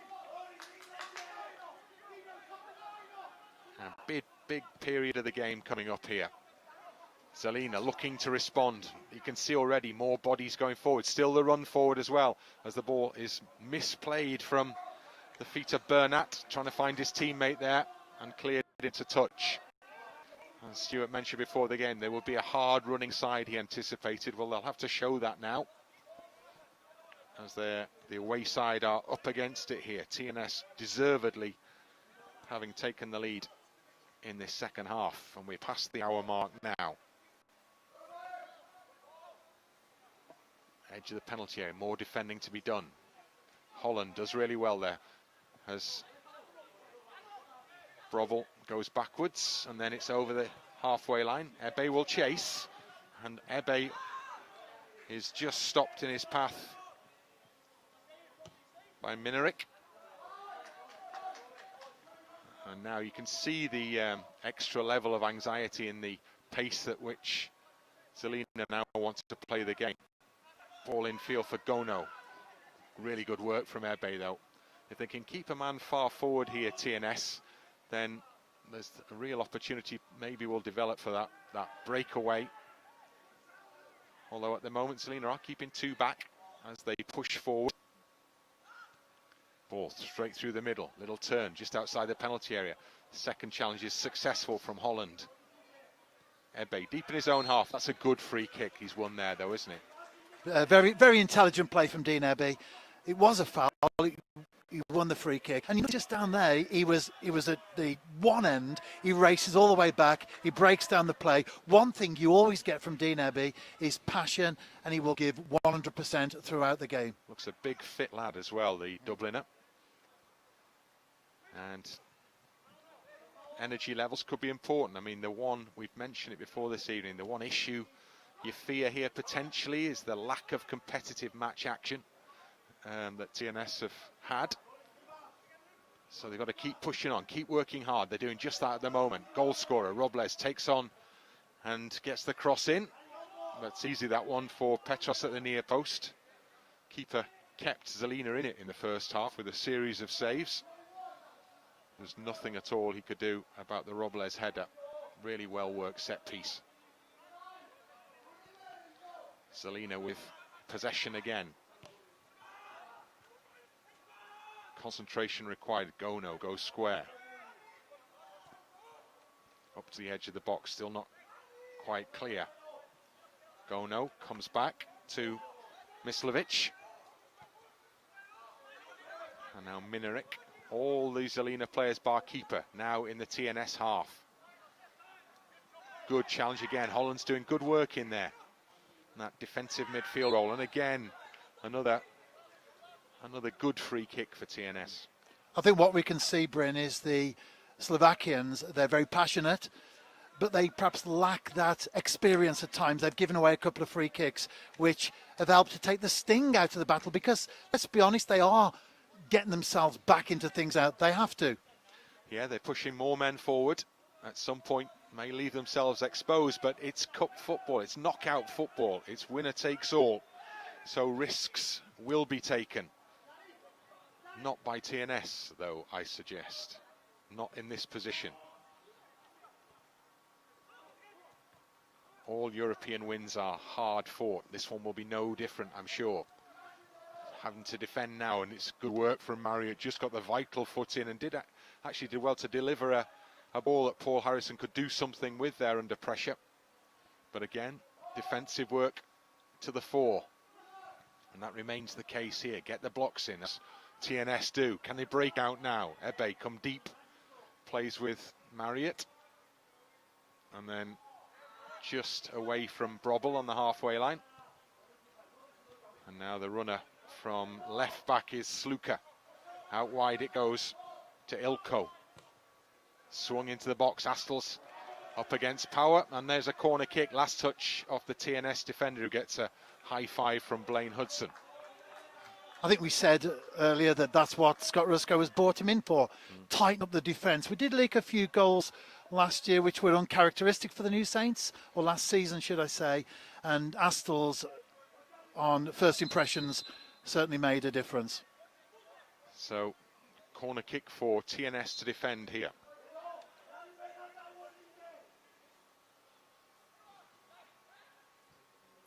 Goes deep.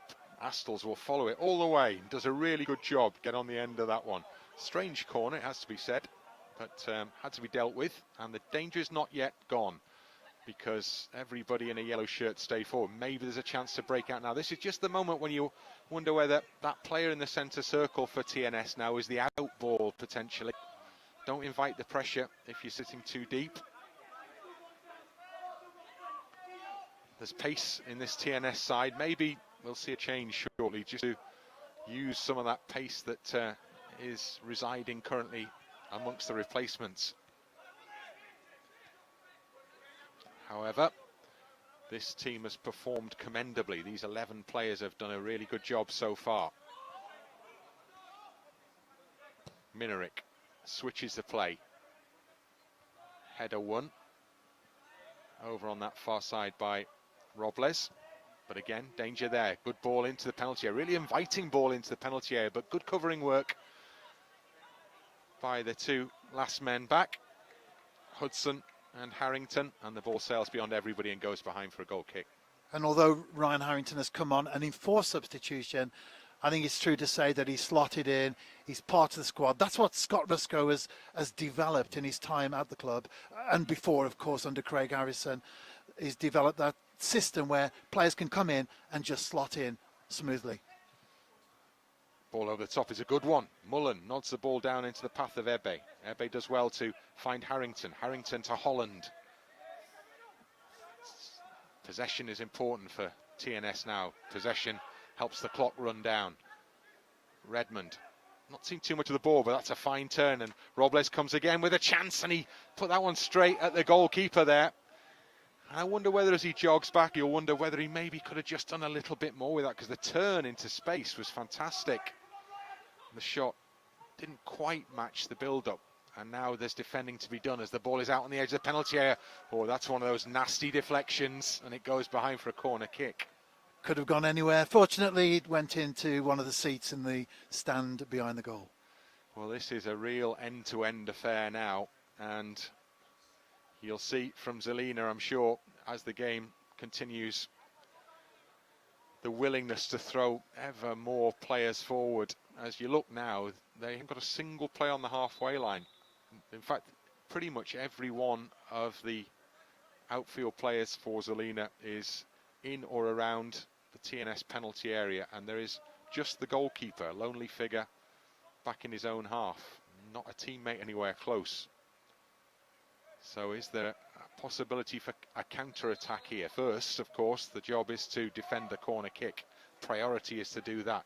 Vallo plays the ball into the box, header goalwards, looping header goalwards from Power, who feels he maybe should have done better, goes over the top.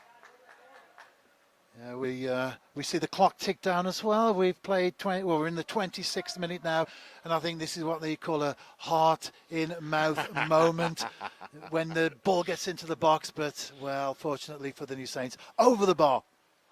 Yeah, it's tense. It's exciting. TNS have a slender lead, but we're seeing a lot more of Žilina since that goal was scored. And they're attacking again now, but that's a great block.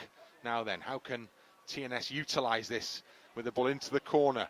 And Ebe, well, we said he's a willing run. He stretches those long legs out and he keeps the ball in play. And now he waits support, and it arrives in the shape of Brobel. Brobel looking for the shot, takes the shot, and the goalkeeper just crouches, drops down, and does enough, hands behind the ball, and wastes absolutely no time in distributing the ball forward. And now the chase is on down the left side channel. Out towards the corner flag it goes, with Sluka in possession. And then Power, he's overrun that, it's gone behind. And every one of those moments now becomes ever more important as we head towards the final 15 minutes of this game. They're very good, they're quick, they're fit, they're alert, but they do lack that final touch sometimes. And I'm sure you will say, long may that continue. You're putting the words into my mouth there.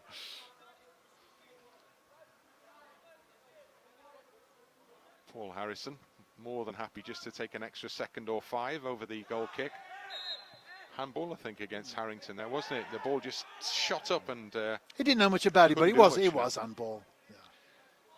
And there's a yellow card given for kicking the ball away, I think, isn't it, there? Yeah, Harrington. It was the reaction of Harrington after the offence rather than the offence itself that's brought a yellow card. So he's the 3rd TNS player to go into the book. And again, another one, Harrington. He's got to be a little bit careful because you need that full complement for these final crucial minutes of this game. Minarik switches. Loose ball, may have to go all the way, does go all the way back to the goalkeeper Petras. And then he switches the play because he's seen Sluka in space. Closed down by Mullen. And Sluka just plays it into an area where he hopes a teammate will be. Ilko chases gamely. Hudson's there first, and into touch it goes. And this is an unusual sensation because we're so used to the two-legged European football that you wouldn't necessarily see the away team chasing the game like this if this was the home leg with another one to come. Well, they'd be relatively content to keep it like this, but it's a very different proposition at the moment here. Pressure on TNS once more. Žilina trying to create the space for the cross. Misplaced ball is cleared away by Hudson. That's the moment, I just think, where TNS are sitting quite deep and there isn't that out ball at the moment. If you could just get the ball to somebody in an advanced position. They're pushed so far forward, Žilina. Again, you look up now and there's nobody there in that halfway line position. So they're defending again at TNS. Ball in from the far side. Good block. Oh, no, not a good block. The referee says an arm was used there. How on earth does Marriott get out of the way of that one? It was played at him from, what, 4 yards away? Well, the flag went up immediately from the assistant on the far side. He saw the angle and it's a free kick. Fortunately, Chris Marriott wasn't a few yards this side, otherwise it would be a penalty kick. Well, absolutely, yeah. It's close to the edge of the box, as you can see in the picture there. So this is a moment of danger now for TNS. 2 in the wall, Brobel and Robles. But the danger will come beyond them, I'm sure, in and around Paul Harrison. Signals given. Shot is driven in low and hard, still there to be won. Good challenge. Oh, he's given the penalty kick for the challenge there. Well, that is a big and controversial call from the referee. He's going to award a card as well. And yeah, the ball comes in there and does he catch the man? I think he possibly does catch the man. He got the ball, but this day and age you can't do that, can you? And that was a rash challenge. And however we look at it, well, the penalty kick has been awarded. I think it was a rash challenge to make in the situation, but I guess you'd say what choice was there maybe, because there was a shot coming in, you're putting it all in to try and block the shot, but that's really disappointing. And that period of pressure that Žilina have been able to apply has brought its reward. In fairness to Sluka, he's required treatment subsequent to the challenge, and he's still hobbling around in the penalty area. And now this is a big moment for TNS. This is a big moment for Paul Harrison. Žilina have been awarded a couple of penalties already this season and been successful from the spot whenever that's happened. And now they have the opportunity to draw level in this game.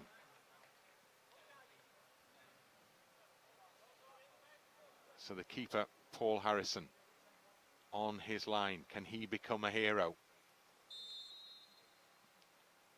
Penalty is struck firmly into the back of the net. And Mislovic brings Žilina level. And so TNS have it all on again here. It was as well taken penalty as you're likely to see that. Game on, as they say. Well, it is indeed, yeah. So as we now look at the clock, it's in terms of where does this game go next? Inside that last 15 minutes, as we mentioned. TNS have to pick themselves up a little bit here, and now the opportunity arises perhaps for movement in terms of replacements. Scott Rusko down below. I just had a glance over the edge of the gantry there, right on the edge of the technical area.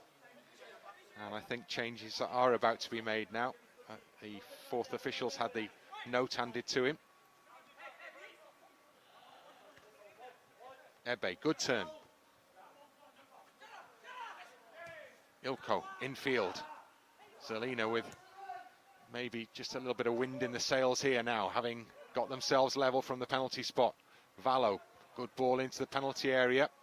Need to organise in there. Ball is cleared out towards the edge of the box, and Harrison, impeccably positioned, beats the ball down to the ground.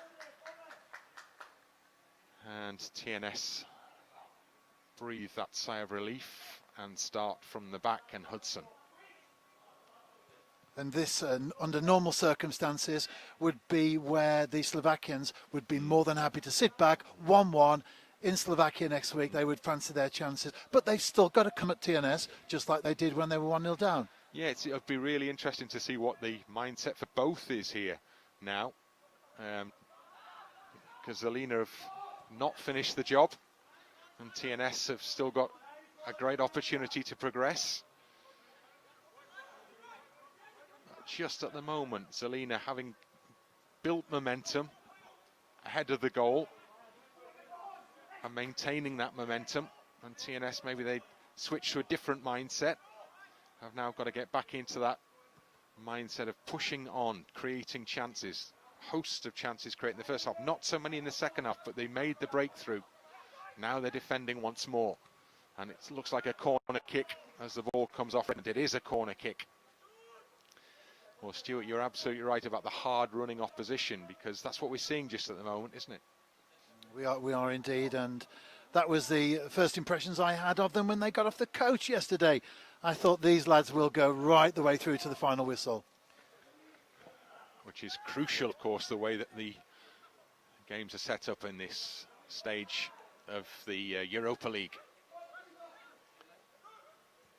Corner chipped up towards the edge of the penalty area, just beyond the edge of the penalty area. That looks like a worked on routine. Didn't quite work out there, but the ball is still offering a possibility. Now, again, TNS deep, so there's no out ball.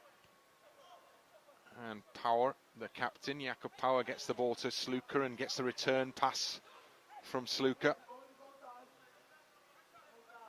And Sluka has it back. He delivers the cross, and then it's cleared up into the air. And Ebe to the furthest man forward, Robles. And at the moment, there's a yellow blanket being just spread over the TNS half, and chance to get the ball out is rare indeed. Now there is a chance to get the ball out and get out, to move out as a unit. And we'll see a change, I think, now. Indeed we do. And Leo Smith is going to become a debutant, having signed for the club from Carnarvon. And it's Ryan Brobble, who is going to be replaced with a fresh pair of legs. And Leo Smith looking to impress on his first taste of European football.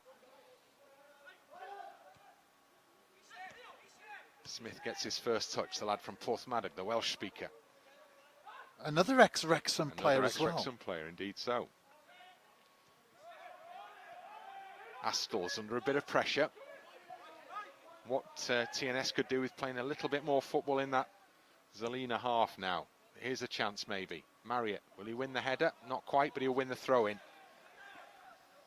So the ball from the far side goes back into the path of Astles, who gets it back from Holland. We're inside the final 10 minutes here at Park Hall. It's on a knife edge, this game. 1-1.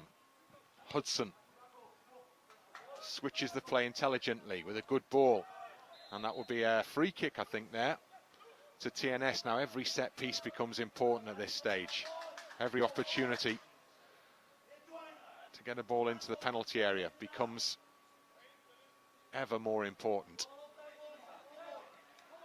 As part of the new protocol there, the ball that went off is not the ball that's allowed to come back on again. That's what the balls on the cones around the edge of the pitch are for. Now the chance for Marriott to deliver a big ball into the penalty area. With a left side TNS territory. And there's a run on potentially there down the far touchline. Opportunity is taken, go for the byline. Ball is cut back, and it's an important, very important clearance from Leo Smith, sliding in at the vital moment because there were bodies waiting. And we're going to have another change here now. And as predicted, it's Adrian Sizlovic who's going to come on for TNS. And the man who has seen his evening end is Robles, the goal scorer, walks away behind the goal. And it's the Polish player who will come on to replace him. Another ex-Wrexham player. Yeah, very much so. Saw a lot of him playing for Wrexham. I've actually played with him in a Wrexham game. Not proper Wrexham, I hasten to add. Charity match. Ball into the penalty area. Well, Blaine Hudson was just a little distance away from the required position against Komanovsky there, but he'll feel perhaps a little relieved that the header was off target by some distance. And you can hear down below as Scott Rusco's imploring the players to get on it again. 3 minutes to go. Leo Smith, back it goes to Holland, and then back in turn to Astles, over to the left-hand side. Picked up by Sizlovic for his first touch. Holland carries the ball forward, but he's just crowded out of it ultimately. It's too much to do there. And now it's Žilina who try and break, Astles who reads it. And at this late stage, central defender just happy probably to get a foot underneath it and get it as far forward as possible. So Ilko. And Scott Rusco may be already beginning to prepare that little extra time speech, the one that will just inspire these players to go to the next stage. Hudson, great interception. Now there's a chance maybe to get the ball forward. Leo Smith in the centre circle. Strong movement. He goes wide to Sizlovic, the two most recent replacements combining. Now Leo Smith has it back from Sizlovic, and he plays a inviting ball, and it comes all the way out to Redmond onto his left foot. He's trying to find room for the shot. He gets the low shot. Oh, it's a big shout for a handball there, and the referee waves his arms and says nothing doing. So you could hear the reaction of the players, but particularly the bench. And you might say there Žilina got away with one. It definitely hit the hand. The referee deeming that to be, what's the term now even, accidental? Redmond, in it comes to Sizzlich. This is better from TNS. Let the ball run wide. Harrington, first touch, but he recovered it and got the second ball.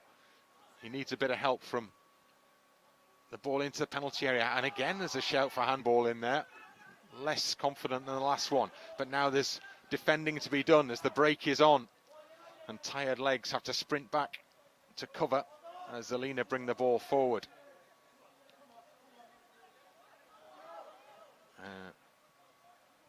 Where is the VAR when you need it, Bryn? Well, it was a big call. Well, it definitely hit. There's no question it hit. It hit for sure. The referee had a really good look at it and was emphatic in not giving anything. And we're into the final few seconds of regulation time here. Astles has to recover quickly. The board says 4 added minutes. 4 added minutes. Now then, Leo Smith on the charge for TNS. Smith pushing forward. Plays the ball, looking for Sizzlich. Quite ambitious, that one, especially when TNS were outnumbered by Žilina players. The ball is played beyond Sluka, and we're well into added time here now. 1-1 the scoreline. What can TNS conjure up by way of a response here? Redmond, forward it goes to Sizzlich. He's got space. He was thinking about the shot. Tries to play it through. It may come to Ebe yet. Ebe gets the header in. Mullins offside. I thought he might have just strayed too far forward there. And assistance flag is quickly up. But the last few minutes have been better for TNS. Yeah, I think Žilina have had their spell. They scored the equaliser. They then took the game to the New Saints. But the mark of a good side, they've absorbed that pressure and they've come back out fighting and looking to establish the upper hand. Long ball. Blaine Hudson with a header. Holland now. Smith. He's been really heavily involved in the game since coming on.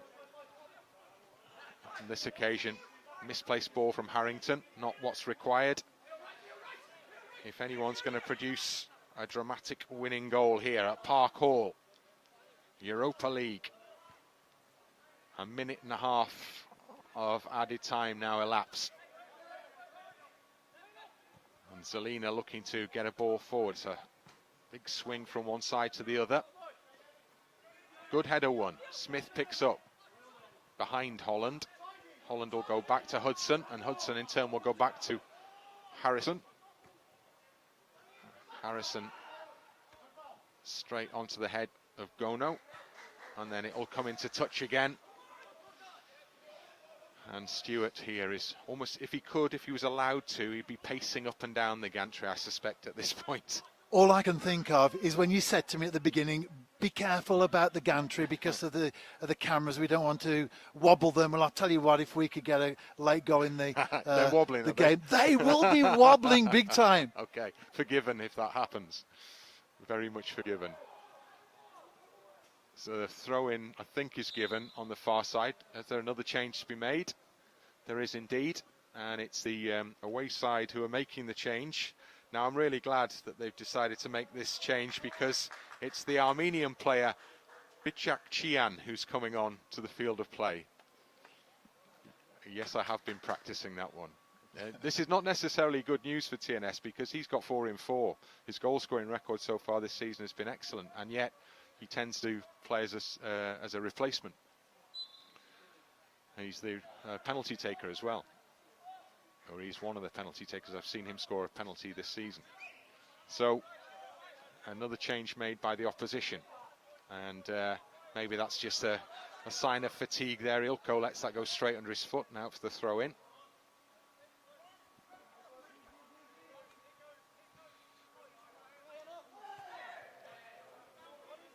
Appeals from the dugout down below. Nothing given.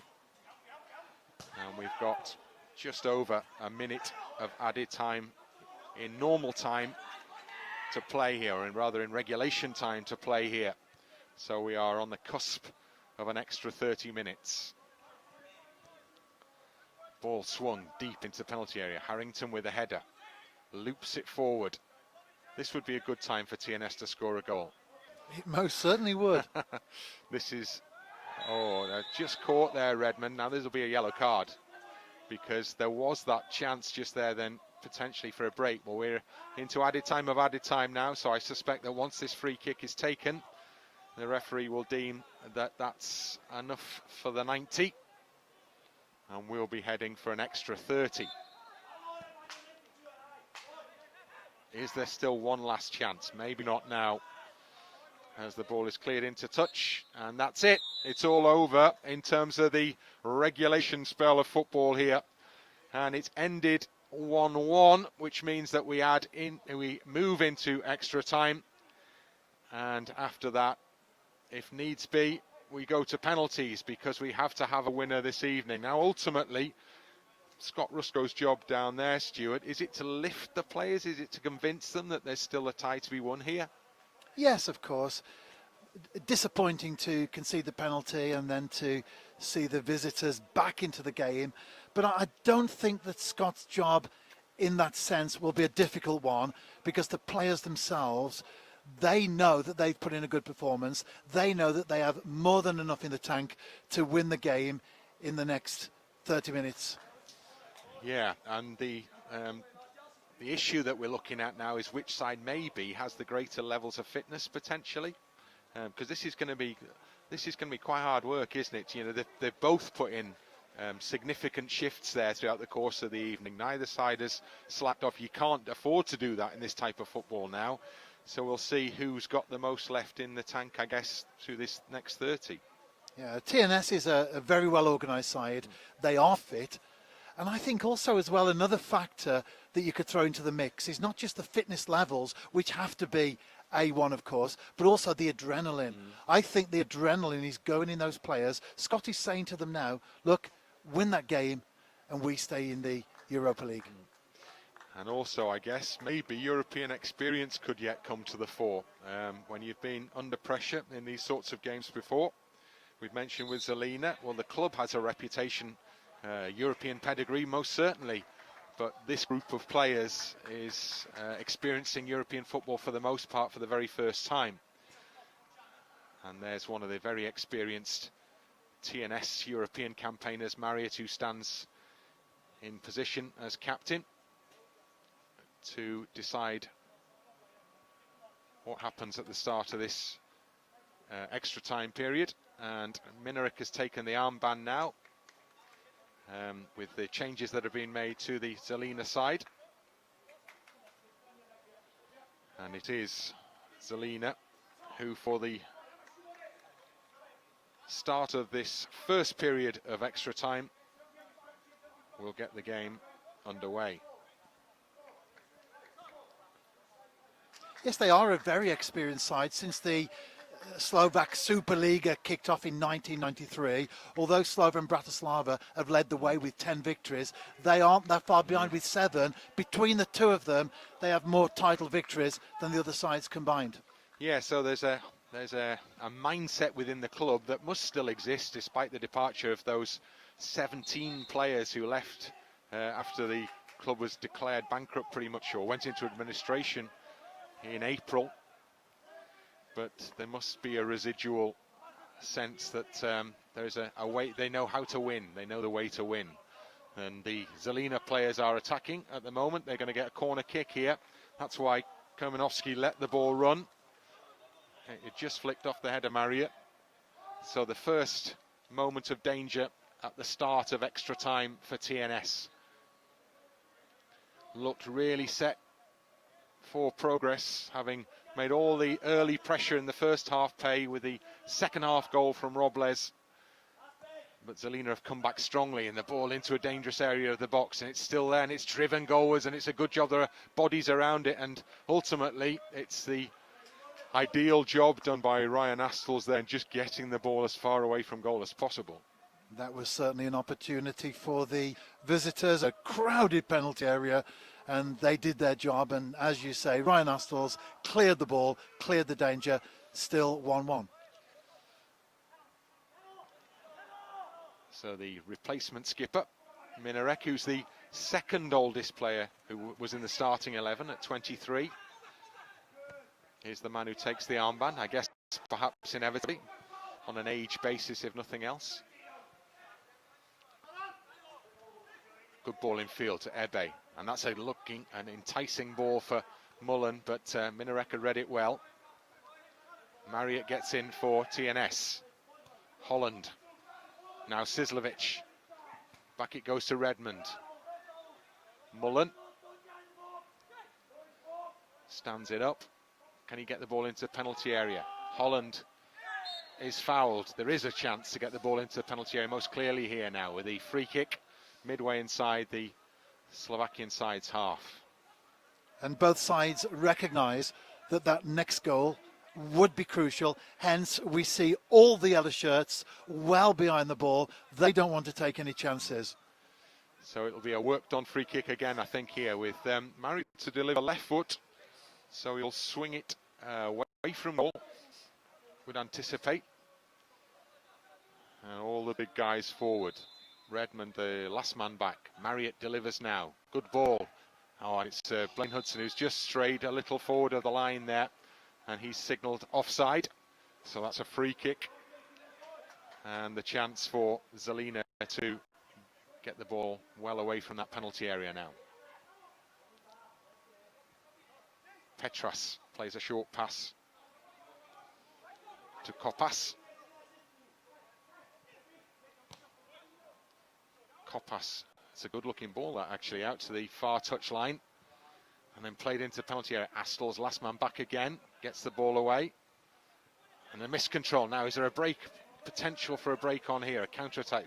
Žilina, in fairness, get back quickly, and Sizlovic doesn't make the right decision ultimately on that occasion, and the ball goes spinning away into touch. And you can see Scott Rusko with a little wink, a little half a smile there. He looks very calm down there, and no doubt he's reading the game, and I think he's happy enough with the way things are going into this extra period on top of the 90. I'm not so sure about that, but we'll see. We'll have the chance to analyse that after the game is over and hopefully won. Valo just about keeps the ball in. Redmond comes to try and block. Sizlovic does a similar job. It goes between the two. Sizlovic controls, and then the only aim is to clear the lines, and Mullen heads on.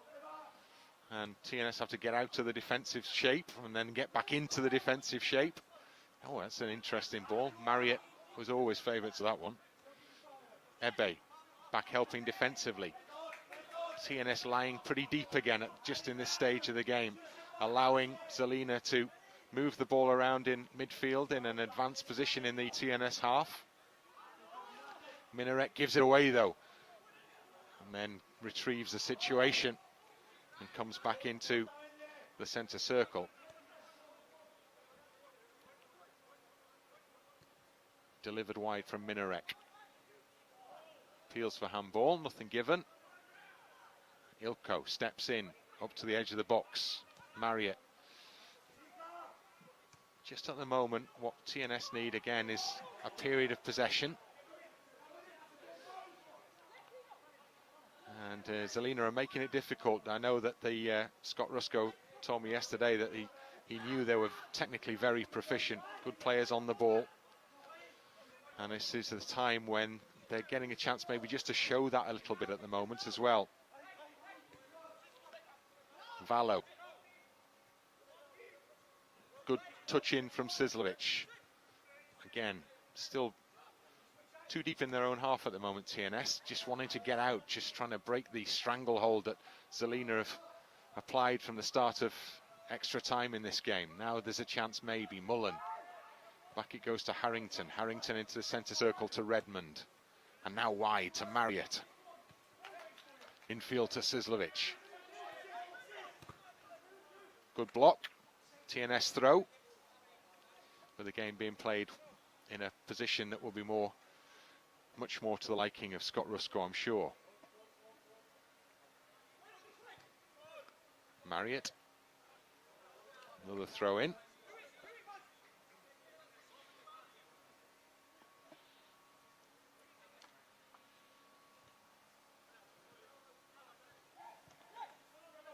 Back it comes to Redmond. Marriott tries to get the cross in, rode the first challenge, and then it's blocked and out for another throw in. And just waiting to see the sign for which side is going to emerge here and make that all important next big move. Counted the importance of the goals in this game. Astles of all people, great looking ball that is, and it's caused all sorts of problems defensively. And the central defender made a really important contribution with that ball into the box there. And immediately makes his way into the aforementioned box along with Blaine Hudson. Well, this is the source, isn't it, for TNS? You know, this has been the opportunity they've had to put real pressure on as the rain comes down here now at Park Hall. Get the ball in close to the keeper. Keeper flaps and gets a free kick there. And once more, that debate about the potential overprotection of keepers could start any moment now, because there was a crowd of players around him. He pushed his way through it. He got a touch on the ball. Not a great touch on the ball, but ultimately he's protected by the referee.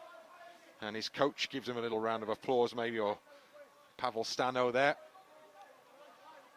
Just offering his players a bit of encouragement.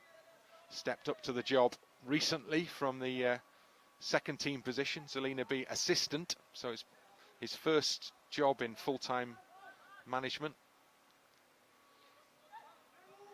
He's watching his side attack now. Hudson does well.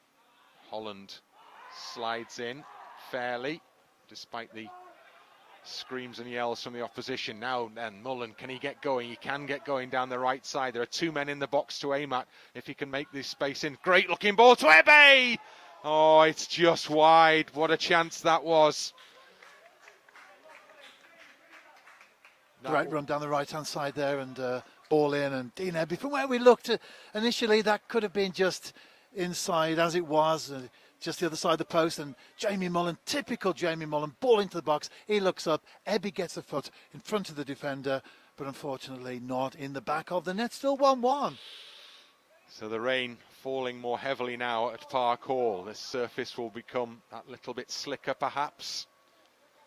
But again, importantly for TNS, a corner, maybe slightly different delivery here. Now, not seeing the bodies around the keeper on this occasion. Players hanging around the edge of the penalty area instead as it's swung in now. Good head up from Hudson, still up there. Astles is in there as well. There's a real crowd. Oh, it's Yes! there! It's been hooked in. And TNS retake the lead here. And from the crowd, a hero emerges.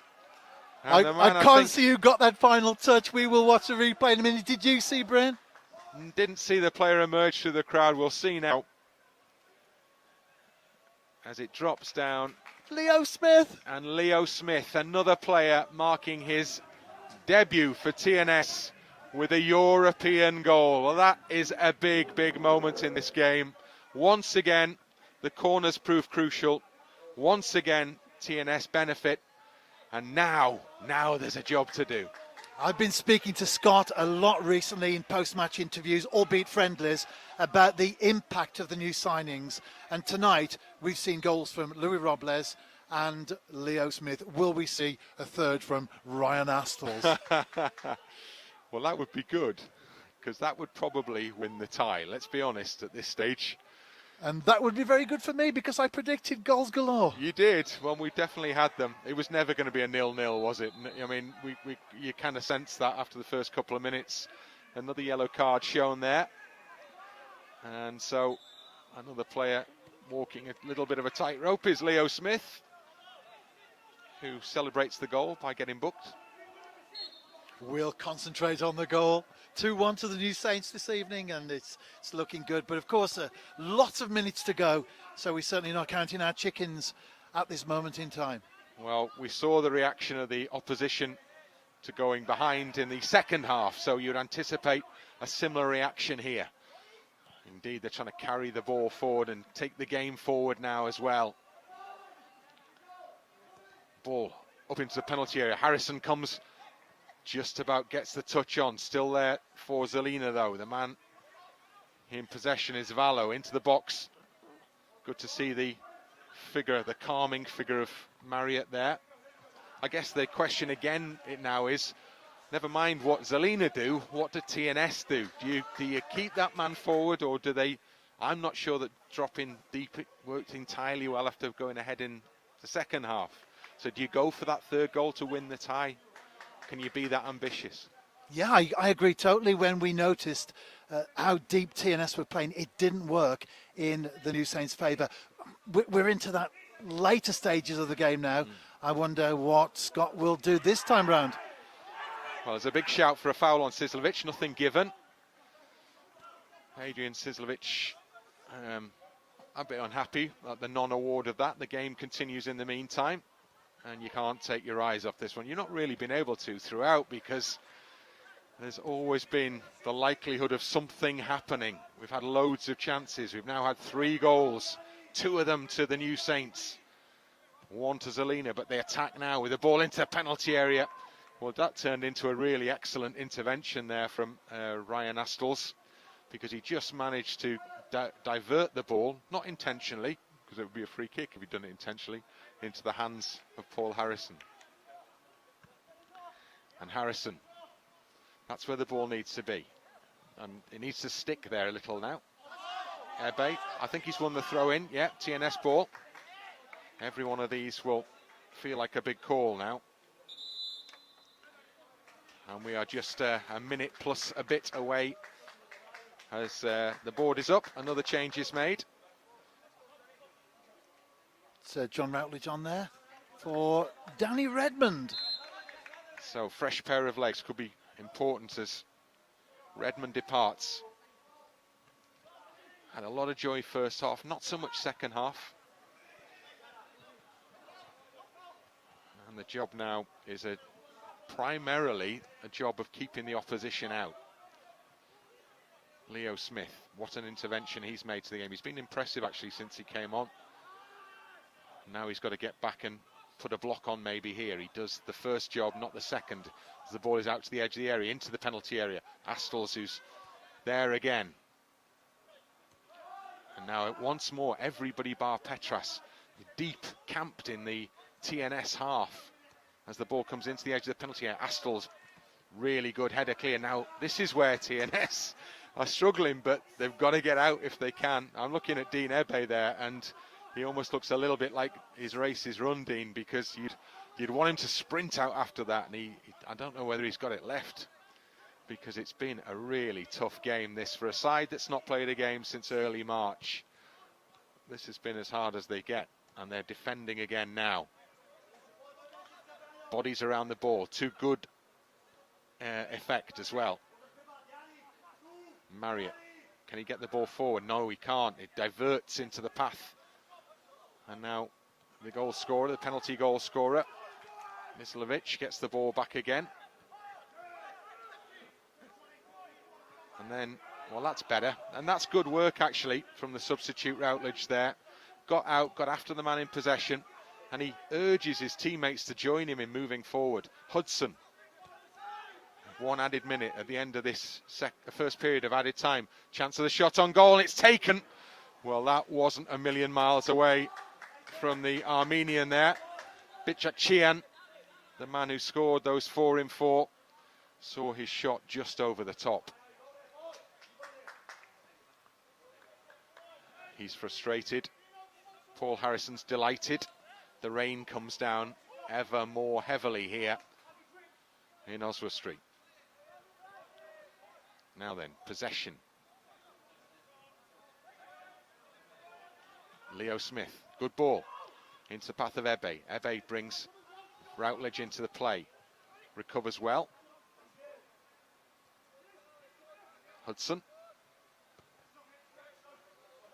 Goes long and wide to Cislovic.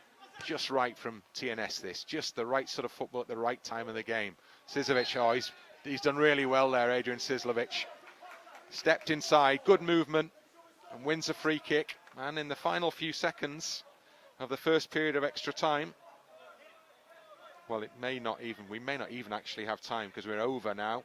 We were only promised 1 added minute. We're at 1.5 90 seconds beyond, so this might be a kick and the whistle blows. And they certainly see it as an opportunity because the two centre halves have come up to join the fray. Well, you might as well, might you, get it in there. If you get enough seconds to do something, then so be it. If not, well, you'd imagine the whistle will go sometime soon anyway. Marriott curls it into the penalty area, and the flag is up, and that will be the last action of the first period of extra time.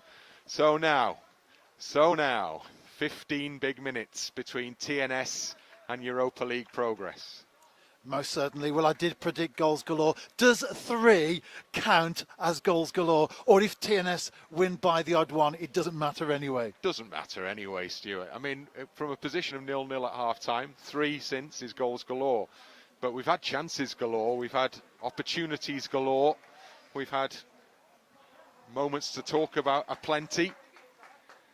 But most importantly, we have seen TNS score twice and show great character, having been pegged back once to then get themselves back in front again.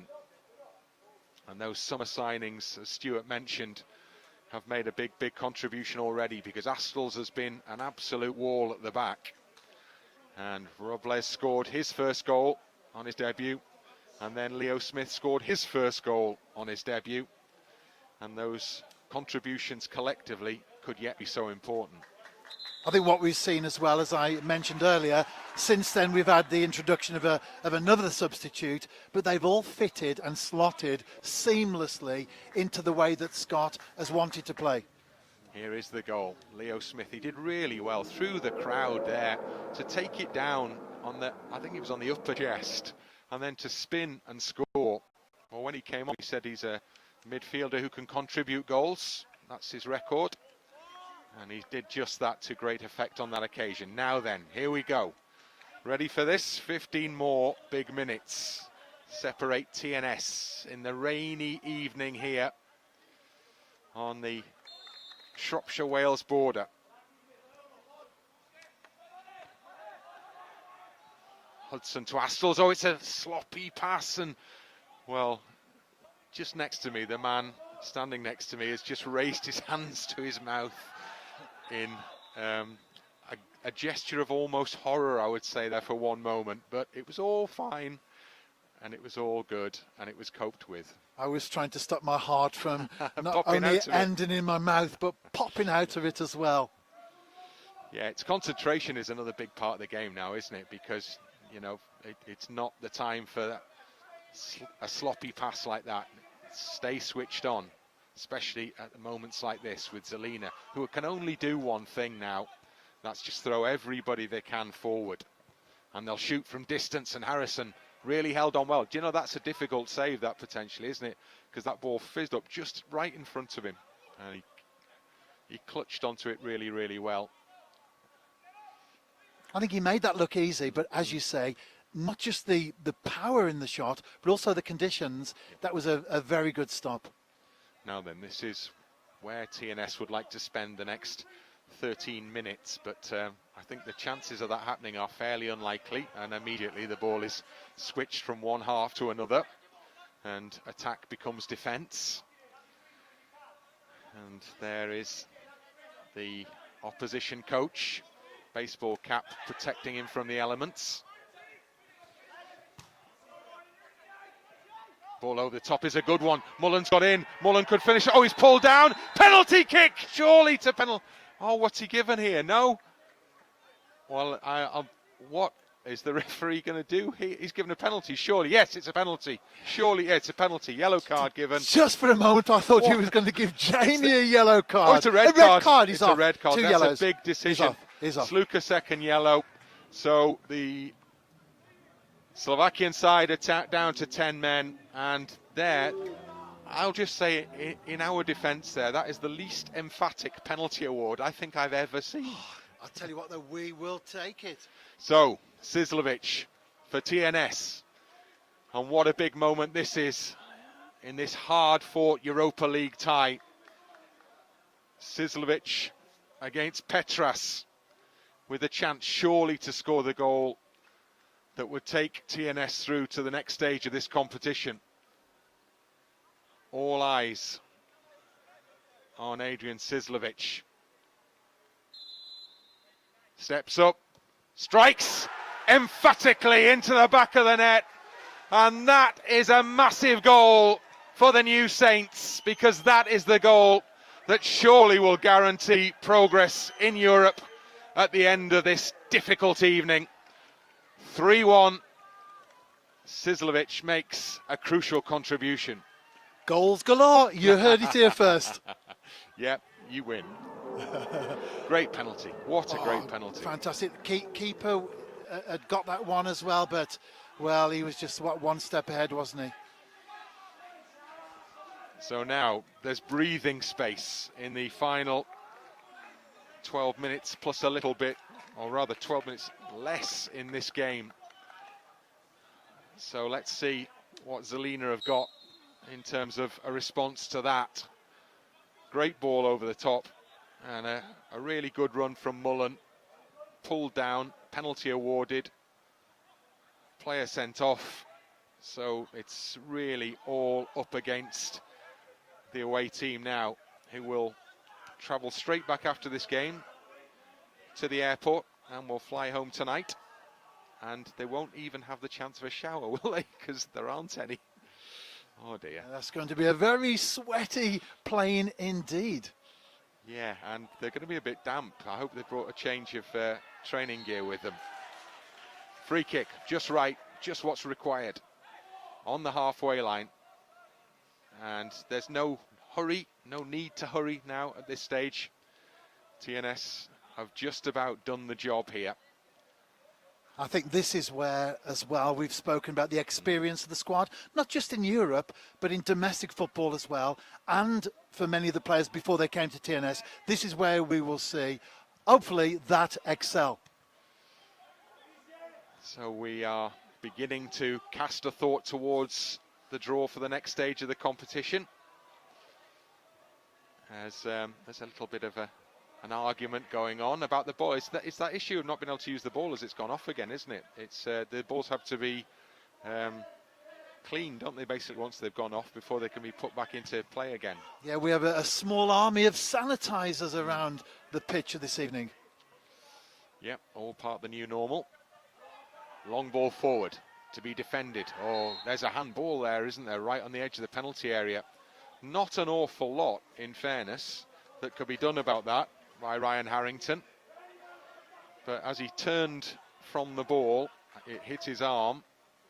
So this is a moment, what you don't want to do at this stage now, with inside the final 10 minutes, in the second period of extra time, is to give the opposition any glimmer of a chance. So this needs to be defended successfully.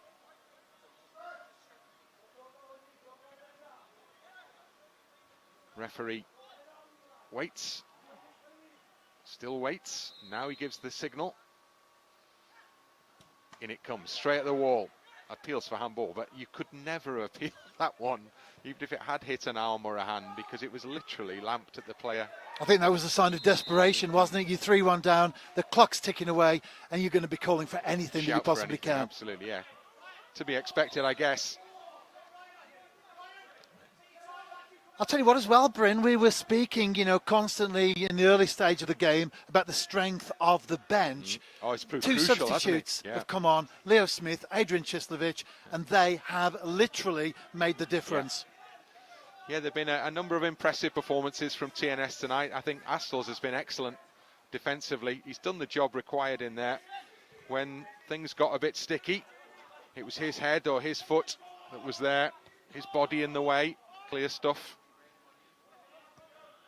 Because TNS have at times, particularly in the second half of the game, had to really weather the storm. But that's good work from Marriott, and it's an excellent free kick that Chris Marriott wins there. And just for the first time maybe in the entire evening, get the sense now that Žilina know that the game is up pretty much for them, and that would be a good sign if you were down there on the pitch with them, wouldn't it? Just to feel that you've got this one now. And of course, not just Žilina, but 10-man Žilina. 3-1 down to 10 men. It's looking good for the new Saints. Well, it will never look better, because we have 7 minutes remaining and TNS have a 2-goal advantage here, and they have an extra man advantage here. So as scenarios go, in terms of European progress, this is as good as it gets. I'm always very cautious when it comes to football, as we know we should be. We have But discussed. although the chickens have not hatched yet, I think it's true to say that the beaks are sticking out of the shells. Wow, I'm loving that image. There's a chance for TNS here, maybe. Well, if they could put the icing on the cake, that would be job done and dusted.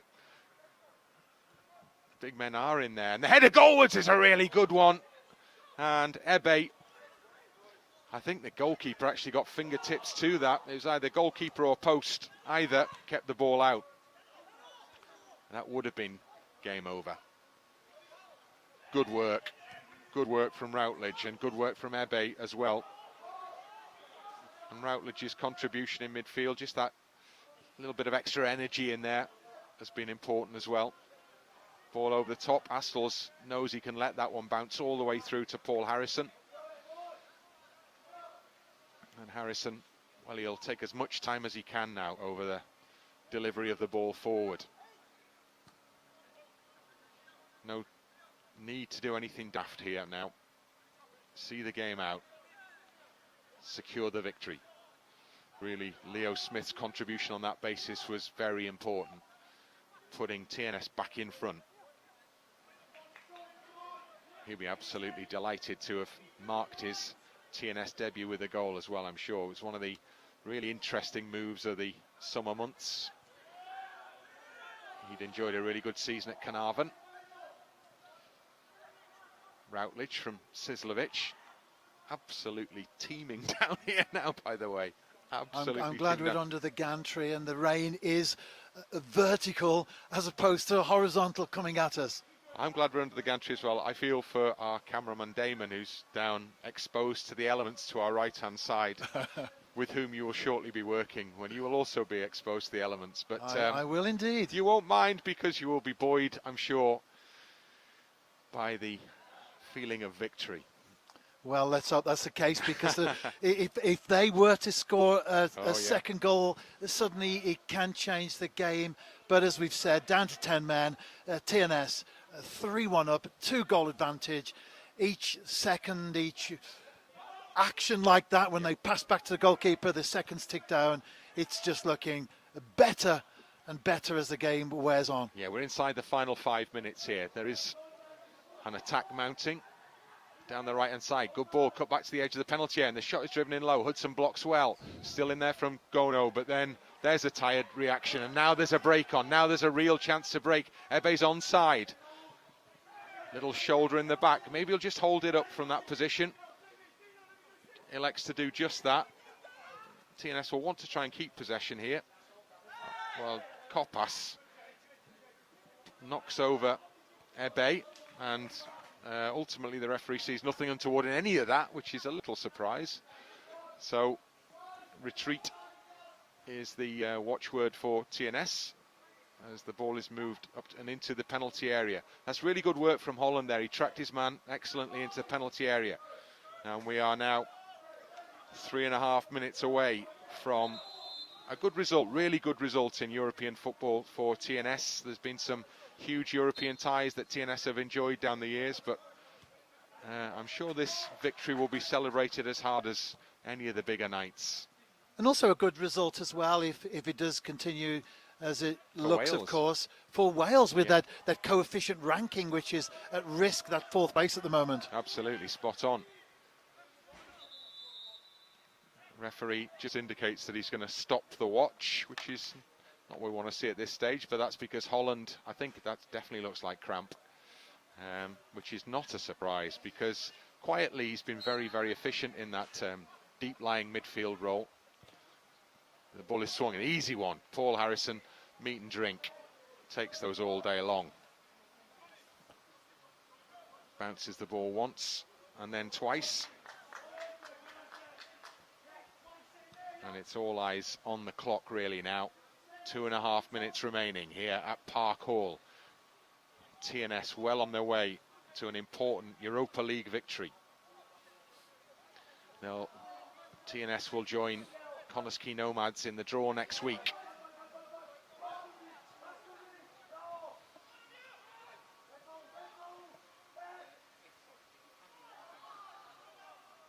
Harrison. Good ball, actually. That was very, very calm, wasn't it? Very calm football there. And Sizlovic does really, really well as well. Now he's invited the run from Leo Smith. Can he wrap this one up in style? No, he can't. Made it a little bit too easy for Petras there from a decent position. So you'll hear the shout, get back in, from down below. Coaching staff demanding that the players keep going right till the bitter end here. And the bitter end is now very much in sight. 90 seconds remaining here at Park Hall. TNS almost there, almost there.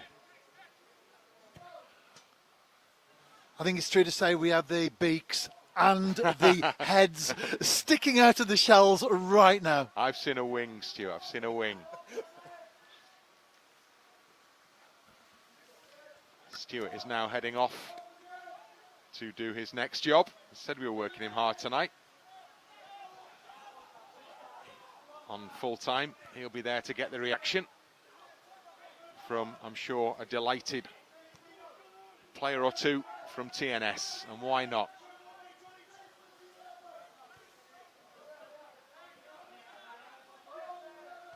Last few seconds of this game.